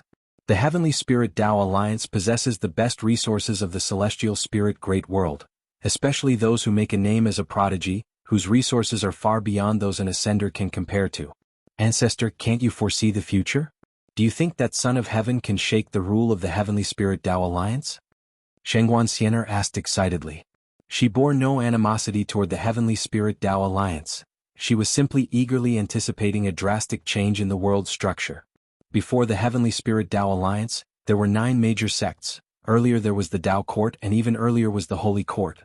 The Master of Heaven and Earth has always been replaced. Guan smiled and said, anything is possible. These words only piqued Shengguansiener's curiosity further, and she couldn't stop chatting away with Shenzhen occasionally chiming in. Guan chatted with them for an hour before leaving. Today he had an important affair. He was to meet an old friend from the immortal cultivation realm, who was holding a feast for his million-year birthday. A million years in today's world is nothing significant, but in a single continent, it would absolutely count as being akin to an ancestor's existence. Guan wished to go simply to see this old friend off for the last time. Everyone has their ultimate limit of lifespan, commonly known as celestial mandate. Even though this old friend has reached a high realm and seems robust, in reality he's nearing his life's limit. Guan had no intention of altering his fate. After all, they were merely drinking buddies with shallow ties. He was just going for the spectacle. After Guan left, Shengguansiener sat back beside Shenzhen, and the two began discussing writing again. The book Sage inspired writers all over the world, imbuing Tao intent into the text to create more meaningful writings. Under the dark celestial vault, the earth stretched infinitely. Guan and Hongyazi passed through a stone gate, standing alone on the earth, devoid of any other constructions within a 1,000-mile radius. Hongyazi suddenly stopped, turned to look at the stone gate behind him, and with a dazed expression he couldn't help but ask, "Have we already escaped from the predicament?" The moment they stepped through the stone gate, he felt that something invisible had lifted, an eerie, abrupt sensation. As a heaven-opening Daluo immortal, instinct told him that he had already escaped the endless predicament from before. Guan halted, turned to face Hongyazi and said, "Fellow Taoist, this journey was quite exhilarating but it took a bit too long. We should part ways." Hongyazi turned to look at Guan, his brows furrowing, asking, "Why part ways? Why choose this place?" After traversing many lands together for so many years, he never expected they'd part ways here. Moreover, over the years he vaguely sensed that Guan was not simple. The two were of the same realm, yet many times he found himself unable to see through Guan, never having seen Guan in a wretched state. But he didn't understand. They had not yet left the profound abyss divine pool, only escaped a mysterious plight that had trapped them for many years, and now Guan was to part ways with him? Guan looked at Hongyazi, a smile on his face, and said, "Isn't there no such thing as a banquet that never ends?" Upon hearing this, Hongyazi couldn't help but sigh. Guan jumped, transformed into a rainbow light, and swiftly disappeared. Hongyazi watched Guan's departing figure for a long time. When he finally came back to himself and turned again toward the stone gate, the oppressive aura attacked him, causing him to shiver. He suddenly realized something. Without Guan's company, this journey would likely end in disaster. Guan's avatar jumped out of the profound abyss divine pool and returned to his true self. He only recalled the avatar because he grew tired of it, not wanting to continue the antics with Hongyazi. Besides, after he left, Hongya would return to the Misty Immortal Court to cultivate. In the future, the Misty Immortal Court would become an important force for Tianhao. After obtaining the Celestial Emperor's inheritance from Emperor Bone Profound Venerable, Tianhao returned to the Misty Immortal Court with greater ambition, and the Misty Immortal Court would become his first stepping stone to help him soar. In the myriad heavens of the Tao, each had their own stories unfolding, and an endless web of cause and effect intertwined in ways beyond the comprehension of living beings, creating a giant net encompassing every world. In the blink of an eye, 20 million years passed. This day in the mountain viewing pavilion, Guan was playing chess with Nzizai. The game had just begun. Ancestor, that Su Ling is truly remarkable, having become the alliance hierarch of the Heavenly Spirit Tao Alliance, and the Supreme Sect has also risen completely. Do you feel gratified? Nzizai asked with a smile. The story of Guan and the Supreme Sect he had long heard of, and Su Ling's legendary life couldn't be separated from the supporting Tao Sword Venerable's heaven-splitting axe inheritance. With Su Ling's heaven-splitting divine axe sweeping across the land, he became one of the most dazzling figures under the heavens. Of course, Nzizai knew that the supporting Tao Sword Venerable was indeed Guan, hence he had long regarded Su Ling as an ally, purposefully bringing up Su Ling's recent achievements. Guan laughed and said, "At my realm, no matter what you become, no matter how high you rise, it won't affect my mood." Nzizai, hearing the words you, thought indeed Su Ling was also a Wuxia disciple. As Nzizai placed a piece he followed with, "In today's world there are indeed many notable figures. Unfortunately, whether it's Su Ling or Zhuangxian, or those ancient prodigies of the Heavenly Spirit Tao Alliance, none can compare to Son of Heaven Jie Yen. This child is said to be on the cusp of reaching the innate golden immortal realm soon. It's unimaginable. Innate golden immortal is a realm countless great cultivators dream of, including all of them as Wuxia disciples. Yet, how difficult it is to become an innate golden immortal. So far, openly, only one person in the celestial spirit great world has achieved innate golden immortal status." Guan placed his piece. The game had just started, with no signs of killing intent, and they played casually. And Nzizai continued to ask, "Son of Heaven Jie Yen plans to visit Wuxia. Ancestor, he's definitely coming for you. Will you meet him? If you find any errors, ads pop up, ads redirect, broken links, non-standard content, etc. Please let us know reports so we can fix it as soon as possible." Chapter 8:16, The Future, I Will Not See Him. Guan replied while placing a piece on the board. The cultivation level of Son of Heaven Ji Yen in this life was not enough to pique his interest. If his original cultivation level were restored, he might consider meeting him. It's not that Guan uses cultivation level as a standard for meetings, but rather that after the reincarnation of Son of Heaven Ji Yen, his memories have not fully returned. Only when his cultivation is restored as before can he become his true self. Meeting the real Son of Heaven Ji Yen might not be bad. Perhaps he could trace back to uncover more about the cause and effect concerning the Celestial Emperor. But the current Son of Heaven Ji Yen has no value in Guan's eyes. And Nzizai, upon hearing this, asked no further questions. Since Guan did not wish to see him, he had his own strategy to handle the situation. He then turned the conversation to Zhuangxian. Zhuangxian has now become a flagship figure of Wuxia, traveling the world, relieving suffering and asking for nothing in return. His chivalry and reputation spread far and wide. Surely, his fame is great as Son of Heaven Ji Yen and Su Ling's is owed to his own divine skills. The Supreme Tao Mixed Yuan Plate was personally passed down by the ancestor Master Wuxia, renowned across the world, sweeping through the same realm. This has led many Wuxia disciples to inquire about this divine skill within the beginningless, wanting to cultivate it, but alas, few within the beginningless know it. To cultivate it, one must first obtain the master's verbal consent. As they chatted, Nzizai found himself unable to continue because he felt pressure in the game. Though he knew he couldn't surpass his ancestor in skill, he still harbored expectations each time, hoping to amaze the ancestor. Thus, the mountain viewing pavilion fell into silence. A stick of incense later, Nzizai left, lost in thought. Guan stood up and turned to look at the great waterfall beside him. Within his pupils reflected a silhouette. Sarch * The Novel Fire. Net website on Google to access chapters of novels early and in the highest quality. Was a young boy. Indeed, Su Han's reincarnation, just 10 years old, the grandson of Su Ling. Guan originally intended for Su Han to be Su Ling's son, but Su Ling didn't marry until he grew strong, and after marriage he wandered the world. He didn't wish for Su Han to grow up without a father's companionship, so he waited. Now Su Ling has become the alliance hierarch of the Heavenly Spirit Tao Alliance. With the Su family rooted there, allowing Su-han to grow up steadily. Back then, after Su-han transferred his cultivation using the destiny-defying divine skill to Zhenqin, his body was preserved by Guan.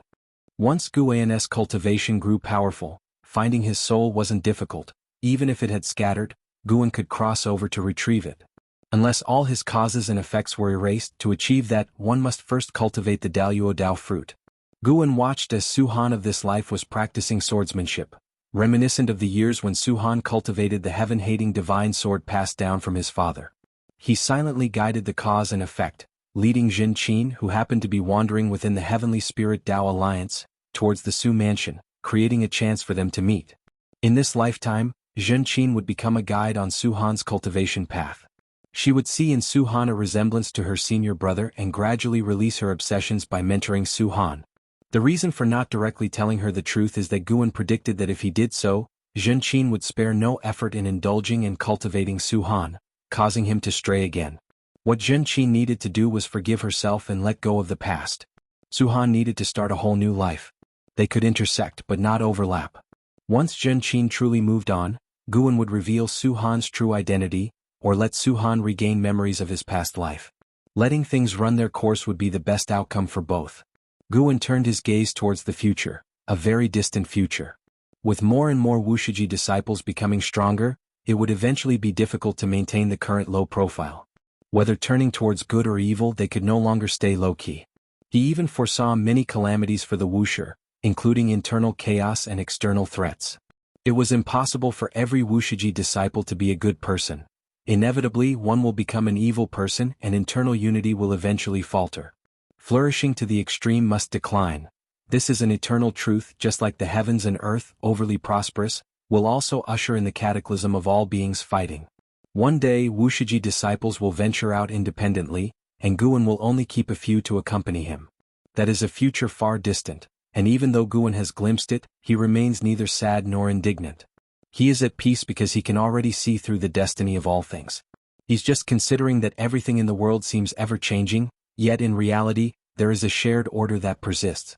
Becoming a saint, does it mean breaking free from this order? No, it should be more powerful than breaking free. To set the order, to create the rules. Guan had an insight, but this level of insight was far from being a saint. He suddenly thought of the lifespan inheriting function he activated, which could allow him to lecture at an already obliterated Enlightenment Seeker dojo. Since ancient times, many cultivators must have sought the saint realm. Otherwise, the legend of becoming a saint would not have been left behind. However, accessing such dojos is difficult. He cannot control it, he can only decide how much lifespan to invest. When his lifespan increases, he might invest 1 trillion years to test the waters.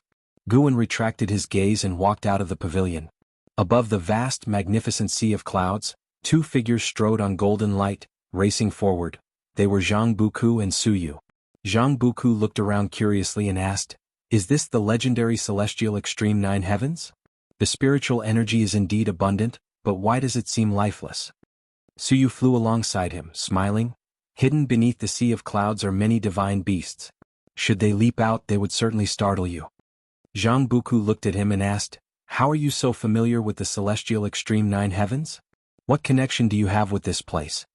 "My master cultivates in this realm," Su Yu replied, and a slight change crossed his gaze. Zhang Buku remained silent. When Shenyuan Human Venerable was about to fall, Su Yu had led him away from the celestial calming god's celestial army, taking them to meet an immortal monarch, thus escaping the causes and effects of the contest for the title of Son of Heaven, which greatly astounded him. Although Shenyuan Human Venerable ultimately turned the tide, he too, through that immortal monarch, found a more promising path to ascend to immortality. After cultivating in the immortal monarch's palace for a long time, Su Yu brought Zhang Buku to the celestial extreme 9 heavens. "You've always been curious about my background, now I can tell you." Su Yu looked ahead, speaking calmly, causing Zhang Buku to gaze towards him. "I was also once a son of heaven, yet through reincarnation, I shed my status as son of heaven and became a mortal spirit." Su Yu's words shocked Zhang Buku, but he quickly accepted it. "So you knew so much about the celestial court, there must be a connection, and his status was higher than a celestial god.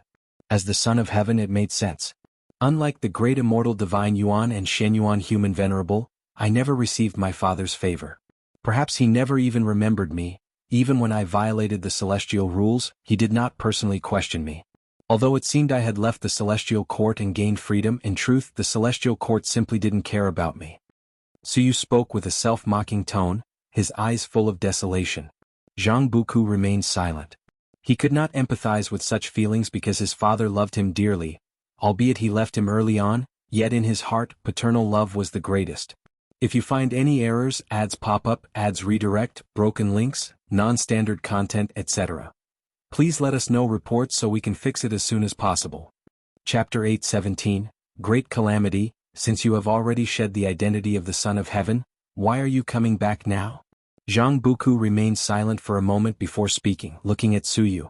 The two had fought side by side for tens of millions of years and were like brothers, so he would not change their relationship because of Suyu's different identity. In fact, over the years he often speculated about Suyu's identity and was already mentally prepared. Suyu, in an annoying tone, said, "Isn't it because I met you? I originally wanted to lead a carefree life, but since knowing you, it's been nothing but trouble." Zhang Buku smiled upon hearing this and said, "Then you can leave now, I won't stop you. Forget it, with your disposition, you'd have died 8 million times without me. Have I never saved you? Just to mention one thing, before joining the Celestial Army, when you tried to seize the heaven and earth ultimate treasure, you were ready to perish with your opponent, and it was only with my secret technique that we broke through the siege. This is a separate matter." The two began to bicker, with Suyu's mood lifting, returning to his usual carefree state. The two bickered all the way as they moved forward. Ahead, a radiant aurora appeared, and at the end of the aurora was a colossal palace. On the palace eaves crouched a majestic great blue bird, its majestic beauty causing space to seem distorted with its fluttering feathers. Zhang Buku's gaze fell on the plaque of that palace. See Tich Novel Fire. Any *T website on Google to access chapters of novels early and in the highest quality. 9 Heaven's Immortal Palace. Upon hearing Zhang Buku's whisper, Suyu explained, "Residing in the 9 Heavens Immortal Palace is a heaven-opening Daluo immortal known as the 9 Heavens Immortal Emperor. She is considered my junior sister, and we have a good relationship. Let's go to her palace to cultivate for some time to enhance your physical body." 9 Heavens Immortal Emperor. Zhang Buku recalled hearing within the Celestial Army that anyone who could claim the title of Immortal Emperor in the Celestial Court held a high status, at least not comparable to a celestial god. He began to look forward to the upcoming years of cultivation. After experiencing the battle for the title of Son of Heaven, Zhang Buku's ambitions grew. He wanted to become an immortal god more powerful than the Son of Heaven. He wanted to become a player rather than a pawn. The two hastened their pace, flying towards the 9 Heavens Immortal Palace. The passage of time was swift, 100 years passed in the blink of an eye. For mortals, 100 years is long, but for cultivators after nirvana, a century is not much different from a month. On this day, Guan was instructing in Zizai on the cultivation of the 4th strike of the myriad supreme palm.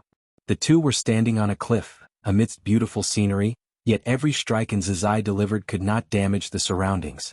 Because they were within a barrier created by Guan, allowing Zizai to freely practice the myriad supreme palm.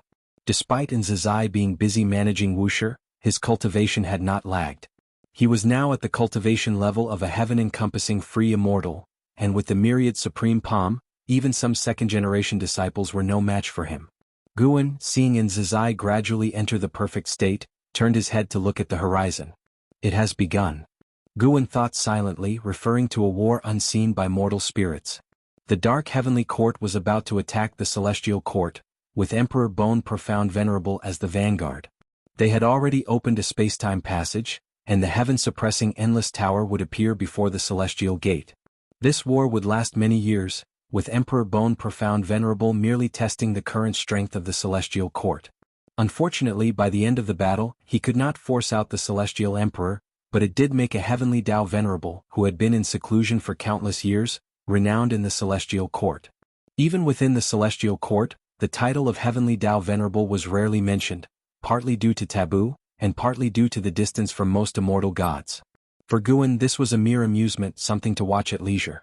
And Zizai continuously practiced, each palm strike straight forward, the technique relying on harnessing energy. While cultivating, he asked, "Ancestor, many disciples want to ascend to immortality lately. Didn't you once help Uncle Yang Jian to ascend? Do you still have any immortal fate on hand? Do you support the disciples in ascending?" Guan never had many requirements for his disciples. Outside of cultivation, disciples would contemplate their future, even if they left Wuxia. Guan wouldn't stop them. Not everyone would stay at Wuxia forever. They might leave through the 10,000 Realms gate or go to the human world to establish their own sections. You are responsible for observing and selecting a disciple who wants to ascend to immortality and is eligible. Guan casually replied, yet his words excited Nzizai. Indeed, Xianyuan Human Venerable had granted Ancestor a quota for ascension. He didn't want to ascend, but the fact that Wuxia had an opportunity for ascension was a glory. In his early years, he had also ventured out, witnessed Ancestor in action, and long decided to follow Ancestor in cultivation to the end. Moreover, he was not deprived of freedom. If bored, he could visit the human world for leisure. He had found Ancestor's approach to life rewarding and genuinely enjoyable. To have a powerful cultivation without deliberately flaunting it, to sit back and watch the tides rise and fall, was another form of enjoyment.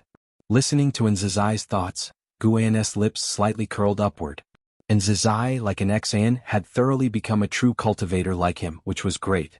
Though Wuxia had many disciples, those who genuinely walked alongside Guan were few. The two chatted sporadically, Nzizai thoroughly enjoying his current state, as Guan was whom he admired most.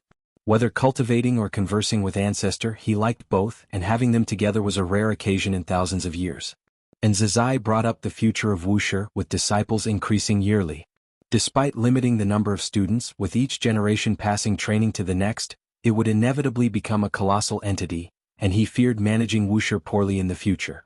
Have you heard the story between me and the Supreme Sect? Guan suddenly asked, and Nzizai immediately grasped the deeper meaning. He could abandon the Supreme Sect or Wuxia. Nzizai immediately grew anxious and quickly said, Ancestor, wherever you go, you must take me and my master. We have no desires or ambitions, only wishing to seek the Tao with you. Don't worry, I will take you. I merely want to reduce your pressure. You've done excellently, even surpassing your master back then. Guan glanced at him, smiling, relieving Nzizai's burden. Looking at his expression, Guan suddenly thought of Hao. Nzizai was quite like Hao, who did not wish to soar away. He glimpsed into Nzizai's future, very long, so much so that there was no end in sight. This meant Nzizai's heart wouldn't change and he would truly follow Guan forever. As long as he remained by Guan's side, Guan could naturally ensure he would always live on, and his Tao practice wouldn't meet limits. Guan looked at Nzizai with an increasingly gentle gaze. This kid was worthy of his favor. All right, don't overthink. Focus on practicing the myriad supreme palm. If one day a Wuxia disciple misbehaves, you'll need to clean up the mess. Don't be surpassed by the younger generation. Guan urged. Nzizai chuckled, saying, How could the younger generation possibly surpass me? Don't be so sure, someday a great calamity will arise in Wuxia. Guan's words wiped the smile off Nzizai's face, furrowing his brows as numerous faces flashed through his mind. If you find any errors, ads pop up, ads redirect, broken links, non-standard content, etc., please let us know reports so we can fix it as soon as possible. Chapter 8:18 Eternal Divine Power Great Calamity. Ever since the Ancestor spoke to Nzizai, Nzizai began scrutinizing the disciples with a discerning look. He realized that his past attention on the Wuxia disciples was too little. Although the Ancestor said that it was impossible for all disciples of Wuxia to be good, he refused to believe in evil. He conscientiously screened them, not willing to believe that there truly were fish slipping through the net into Wuxia. If any disciple strayed onto the wrong path, he could rectify it in time. Constantly following the Ancestor in cultivation was his goal, but if he could keep the Ancestor at Wuxia, that would be better for him, for he held deep feelings for the Taoist field of the beginningless. After all, Wuxia's current foundation was due to the efforts he exerted with much heart and energy. In the ensuing days, more and more disciples noticed Nzizai becoming stricter, even setting many hurdles for accepting disciples, causing them to privately speculate on what had affected him. The news also reached the ears of the second-generation disciples. Towards them, Nzizai did not mention the words of the Ancestor, but he did not conceal the matter from the elders. Upon hearing that a great calamity would appear in Wuxia later, the second-generation disciples became solemn because they knew Guan would not speak carelessly.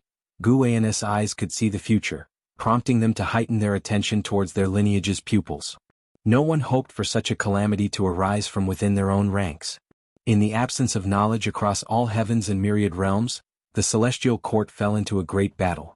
Dressed in a golden-patterned white robe, Li Xuanmiao grasped a divine weapon, soared through the clouds, surrounded by figures of immortal gods. Following their gaze, the edge of the celestial vault was an expanse of extreme darkness, resembling the maw of an abyss, ready to devour the celestial court. Endless evil demons rushed forth from it, battling the immortal gods. The battlefield was vast and boundless. Numerous meteors swept across, attacking the battlefield above the sea of clouds, with various Dharma aspects emerging one after another, and gigantic magical treasures stirred the storm winds of the battlefield. From afar, Li Xuanmiao recalled the formidable evil demon he encountered when rescuing Li Ya, its aura equally wicked. It seemed during the dispute of the Sons of Heaven, the dark heavenly court had already begun its invasion. Li Xuanmiao furrowed his brows tightly. He could feel a powerful aura in that darkness unparalleled. Never had he sensed such oppressive momentum, so formidable that it roused his concern for the safety of the celestial court. He had yet to climb to a high position or change the hearts of the immortal gods. Would the celestial court collapse prematurely? Coming from the mortal world, he would never believe the celestial court was eternally indestructible, for he had witnessed too many ruling forces fall. In his view, no matter how the immortal gods embellished it, the celestial court was merely a more powerful force than the holy court. He took a deep breath, set aside distractions and plunged into the battle ahead. During his flight, he distinctly felt himself passing through an invisible barrier. The battlefield ahead suddenly expanded, deafening rumblings echoed from all directions. Boom, a terrifying gigantic fist materialized beside him. His pupils contracted, instinctively raising his divine weapon to block, yet he was still struck flying. During his backward flight, he gritted his teeth and noticed black holes appearing across the battlefield, the giant fist emerging from one such black hole, finishing its strike before retreating back, causing the black hole to vanish. Crimson lines swiftly appeared on his forehead, his aura surged as he gripped his divine weapon. Twisting his waist, he swung and smashed. Vast chi flames wreathed the gun's body, colliding just against another giant fist. Terrifying chi force vibrated the void, and a meteor 100 miles away was directly crushed into powder. Li Xuanmiao was engulfed in the battle, yet his aura and situation amid the entire battlefield were not conspicuous. Meanwhile, Guan lounged in the courtyard, snacking on seeds as he watched events unfold, cradling a book in his hand, feigning reading. Shenzhen approached, commenting, "You're reading Green Hero Travelogue again. How many times must you read it?" Guan casually replied, "This is the 4th volume of the original. Long time no see. Rereading brings new insights." Asiya the Nefire. Et website on Google to access chapters of novels early and in the highest quality. Shenzhen pondered, refraining from further inquiries. She stood beside Guan for a while before turning to leave the courtyard. In recent years, she no longer sat idly in front of the artifact refining cauldron, often venturing out, yet her range of activities was still within the Taoist field of the beginningless. The artifact refining cauldron was extinguished, foretelling that Guan would not refine new Tao treasures. Guan sat in the courtyard watching for an hour before setting down the seed tray, then tucked the Green Hero Travelogue into his bosom. He stood up and stepped forth from the Taoist field of the beginningless to reach the depths of the hidden spirit palace. Deep-sea dragon carp established a dragon palace in the ocean, returning sporadically with its clone managing the medicine garden here. He began harvesting mature medicinal herbs, with plans to conduct a lifespan projection later. At dusk, on a gorge overlooking the world, 2 cliffs stood no more than 10 yards apart, with a figure upon each. One was notably Zhuang Xian from the beginningless. Zhuang Xian wore a black shirt and white clothes, topped with a Taoist hat, exuding otherworldly charm, the sword box on his back lending an aura of chivalry. He furrowed his brows, gazing at the purple-robed man opposite, sternly stating, "Brother Lin, cease persisting in ignorance. The lives of cultivators are still lives. No amount of merit for mortal spirits can justify wanton slaughter of cultivators." The purple-robed man's gown billowed in the wind, his hair was disheveled. On his handsome and bizarre face hung a cavalier's smile, eyes disdainful. He chuckled, "How many years have we known each other? How many times have you implored me? Why implore again?" Zhuang Xian drew a treasure sword from his back, pointing it at the purple-robed man, declaring, "This time I cannot let you go." The purple-robed man shook his head with a smirk. "I've heard that sentence countless times. You can't do anything to me. Why persist? Countless are the evil and deviant throughout the world. Why stubbornly entangle with me? This time is different from the past. I am soon leaving the celestial spirit great world." "Leaving? Where'd? Zhuang Xian asked sternly. The purple-robed man showed longing, saying, "A place representing eternity, Brother Zhuang. In truth, I wish to take you too. Alas, our ideals diverge. You are destined not to fulfill such conditions." Eternity? Does eternity require you to slaughter 9,999 celestial and earthly immortals? Zhuang Xian asked sharply, eliciting disdainful snorts from the purple-robed man. Not one cultivator is innocent. It is merely a matter of who has killed more. Can you say you've never killed anyone or a demon? Are you truly unashamed in this life? The purple-robed man glared coldly at Zhuang Xian, questioning with a twisted expression. Zhuang Xian snorted, "Unashamed? Hardly. But my shame comes from not having killed such evils sooner." With those words, the treasure sword in Zhuang Xian's hand burst forth a sword light, illuminating the world, slashing towards the purple-robed man instantly. Boom! The cliff beneath the purple-robed man and the barren mountain behind him shattered, raising terrifying dust waves sweeping to the horizon, but his eyes did not blink. The sword tip was less than 3 centimeters from his eyes, so cool were his gazes. Thus, Brother Zhuang, today let you feel the disparity between us. This is the first time I exhibit the eternal divine power. Should you not exert your utmost, you shall die. The voice of the purple-robed man echoed, unleashing killing intent that plunged the entire world into an icy chill. If you find any errors, ads pop up, ads redirect, broken links, non-standard content, etc., please let us know reports so we can fix it as soon as possible. Chapter 8:19. Not belonging to the heavenly Tao. Zhuang Xian heard the words of the man in purple and immediately executed the supreme Tao mixed yuan plate. The vast mana, intertwined with Tao intent, erupted, surging into the clouds. Behind Zhuang Xian, a towering golden wheel rose, quickly solidifying and turning dark silver, its surface engraved with countless mysterious Tao patterns.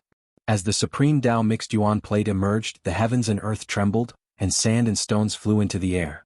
The man in purple looked up, his eyes widening with excitement.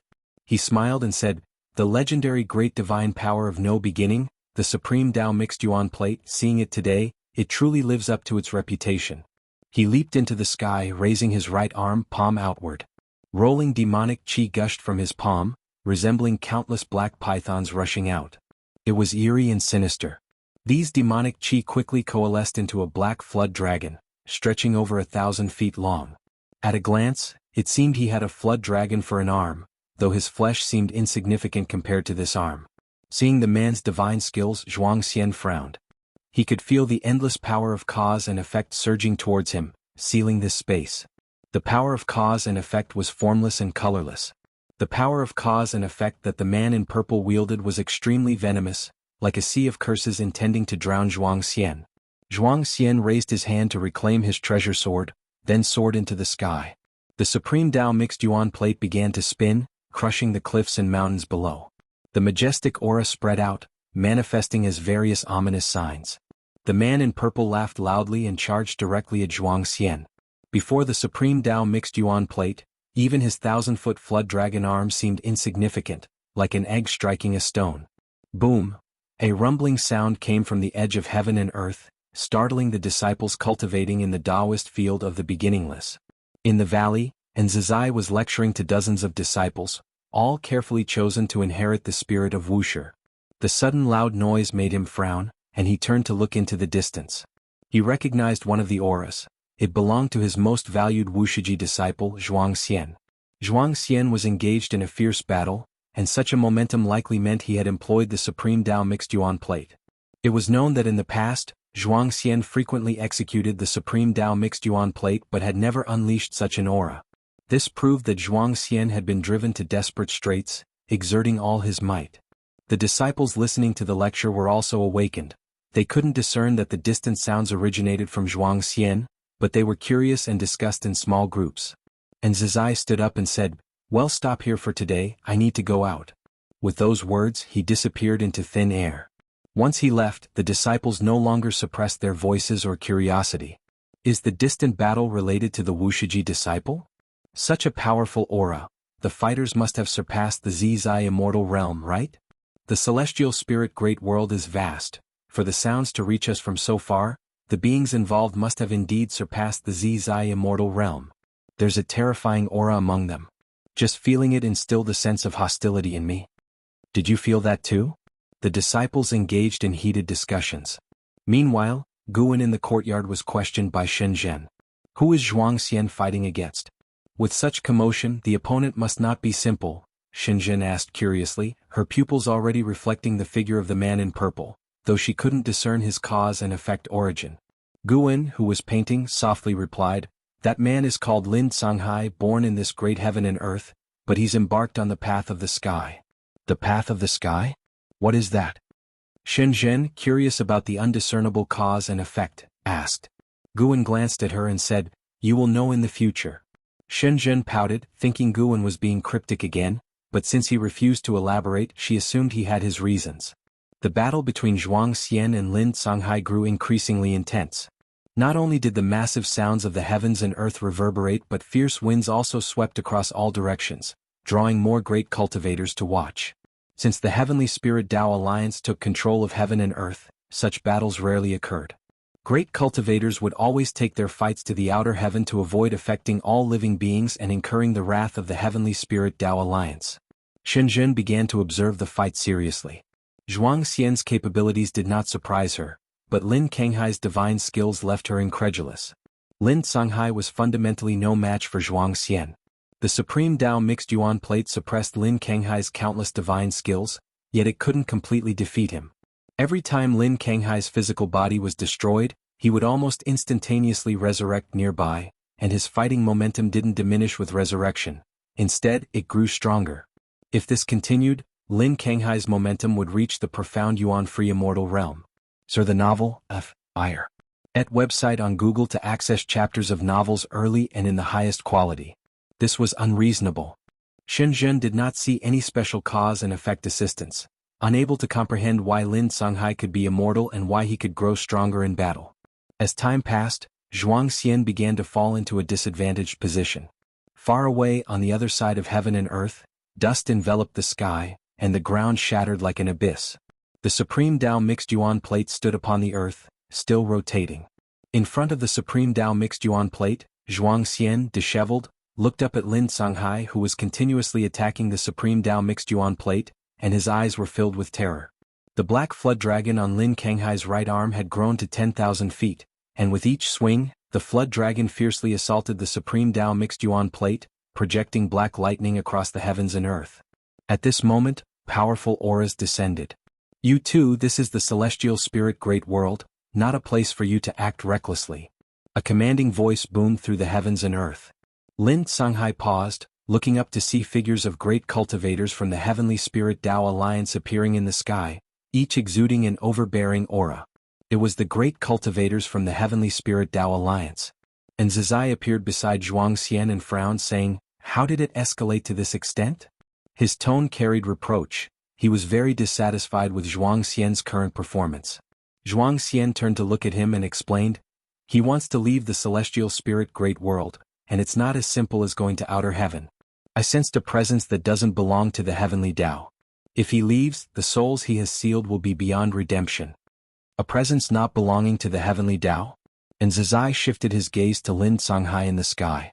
Faced with numerous powerful divine senses locking onto him, Lin Songhai remained unfazed, smirking without explanation. He grabbed his right shoulder with his left hand and directly detached his right arm, blood spraying across the sky. This scene made the great cultivators of the Heavenly Spirit Tao Alliance frown. At that moment, Lin Canghai's body convulsed, his head trembled incessantly, and his face contorted, with wisps of black aura wafting around him like fiery flames. A great cultivator of the Heavenly Spirit Tao Alliance narrowed his eyes, immediately taking action. A jade bottle flew out from his sleeve, its mouth facing downward, shooting out a white light that enveloped Lin Songhai. The next second, the great cultivator's face changed dramatically. His supreme treasure was unable to capture Lin Songhai, a situation he had never encountered before. If you find any errors, ads pop up, ads redirect, broken links, non-standard content, etc., please let us know reports so we can fix it as soon as possible. Chapter 820. Eternal God bathed in white light, Lin Songhai continued to tremble all over, looking as if in pain, yet the ferocious smile on his face seemed excited. He seemed to be anticipating something. The other great cultivators of the Heavenly Spirit Tao Alliance also sensed something was amiss and took action one after another. One by one, Streams of mana were cast onto Lin Songhai but were dissipated by the black aura surrounding him. All the great cultivators felt as if their mana was falling into an abyss, instantly cutting off their connection and leaving them unable to discern how deep it truly was. This made them feel as if facing a formidable enemy, prompting them to scatter and encircle Lin Songhai. And Zizai also sensed something was off with Lin Songhai and stepped forward, saying, "Withdraw your divine skills, let us handle the aftermath from here." Zhuang Xian did not arrogantly hold back either, immediately dispelling the supreme Dao mixed yuan plate, only to see the black aura around Lin Songhai quickly converge into a door, a black door as tall as 100 zhang, and as it opened from the right, waves of silver light poured out from within. An overwhelming might enveloped the entire celestial spirit great world, startling countless cultivators. In the boundless chain of mountains, a strong man meditating under a waterfall opened his eyes, his shirtless body adorned with 2 red dragon patterns that writhed. He lifted his gaze, frowning, with a sharp glint flashing in his eyes. He was none other than Son of Heaven Jie Yen. "This aura," Son of Heaven Jie Yen murmured to himself, seemingly recalling something, his gaze becoming increasingly piercing. He was not alone, more and more beings of immense power were startled. Even the many dojos in the outer heaven could sense this vast aura. Before the world gate, the celestial spirit god opened his eyes, his gaze piercing through, looking towards the celestial spirit great world. "What is that?" Sar the Nephire. At website on Google to access chapters of novels early and in the highest quality. It was the first time he had felt such an aura. His instincts told him it was very dangerous, and he was certainly not its match. He did not rise to act, not because he was afraid, but because there were stronger immortal gods within the celestial spirit great world. Tai Immortal Monarch and the 72 immortals of Golden Cave moved swiftly, appearing before the black door even before it fully opened. Bang! Tai Immortal Monarch's right palm pressed against the black door, forcefully holding it shut. The appearance of Tai Immortal Monarch and the 72 immortals startled the great cultivators of the Heavenly Spirit Tao Alliance, and someone soon recognized their identities, exclaiming, "Immortal gods!" As these words were spoken, instead of feeling relieved, the other great cultivators grew even more tense, wondering what sort of cause and effect had provoked the immortal gods to intervene. The 72 immortals of Golden Cave each possessed an extraordinary aura, far surpassing the great cultivators of the Heavenly Spirit Tao Alliance, but compared to Tai Immortal Monarch, their aura was significantly weaker. The world fell silent, everyone held their breaths and fixed their gaze on Tai Immortal Monarch. And Zizai also refrained from taking action, watching Tai Immortal Monarch silently, for he had met Tai Immortal Monarch before and knew he was no ordinary immortal god. Zhuang Xian was not amazed by the appearance of immortal gods but instead, his gaze remained complex as he looked at Lin Songhai. Seeing Lin Songhai trembling amidst the black aura, images of them years ago drinking and enjoying themselves, resolving grudges with pleasure, floated into his mind. Those joyous images were shattered by scenes of their numerous battles, returning to reality where they had completely turned against each other. "Brother Zhuang, there are so many suffering people in this world, how can you save them all? Why not find the source of the suffering and uproot it? Even if it can't bring absolute peace, it can at least spare more mortal spirits from suffering." Lin Kenghai's words from the past echoed in his ear, filling Zhuang Xian's heart with sorrow. Even with the immortal gods intervening, no matter the outcome, he and Lin Songhai had ultimately parted ways. In his heart, Lin Songhai was his best friend. He would be saddened but never would he relent. He had to save the innocent cultivators captured by Lin Songhai. At this moment, Tai Immortal Monarch's face changed slightly as he held his hand against the black door. His arm trembled slightly, and the door began to open once more, a sight that made the 72 immortals of Golden Cave and all onlookers tense. More and more great cultivators arrived. Witnessing Tai Immortal Monarch suppressing the black door, they dared not act rashly. Boom! Tai Immortal Monarch's aura suddenly erupted, shaking the heavens and earth, the clouds churned, and the celestial Tao light layer above the celestial spirit great world burst forth with innumerable rays of light, penetrating the sea of clouds and entering Tai Immortal Monarch's body. Tai Immortal Monarch's aura rose steadily, but his arm continued to tremble, unable to completely resist the black door. Umph!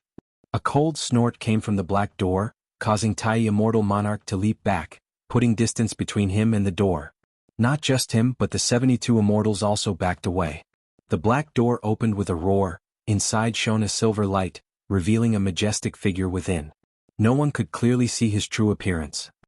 He seemed to be wearing a wide robe with 3 heads and wild long hair, resembling a Rakshasa, horrifying and terrifying. When everyone saw this figure, they only felt an endless cold force hitting them, making them feel as if they were in a freezing cellar. Their greatest fear was losing control over their own bodies. No divine sense. No mana. No strength.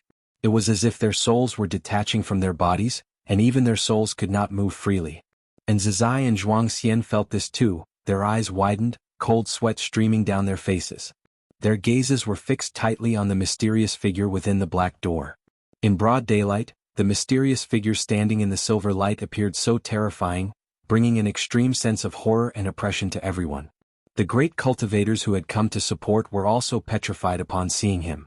For a moment, the heavens and earth fell into a bizarre scene, as people continued to fly in and then stopped, staring blankly at the black door like all the others. Lin Songhai seemed to have been drained of all energy, his arms hung down, his entire body swaying precariously, yet the black aura held him aloft, preventing him from falling. He only felt his eyelids were so heavy, trying hard to keep them open. His gaze landed on Zhuangxian down on the ground afar. Looking at Zhuangxian, images from the past similarly flashed through his mind.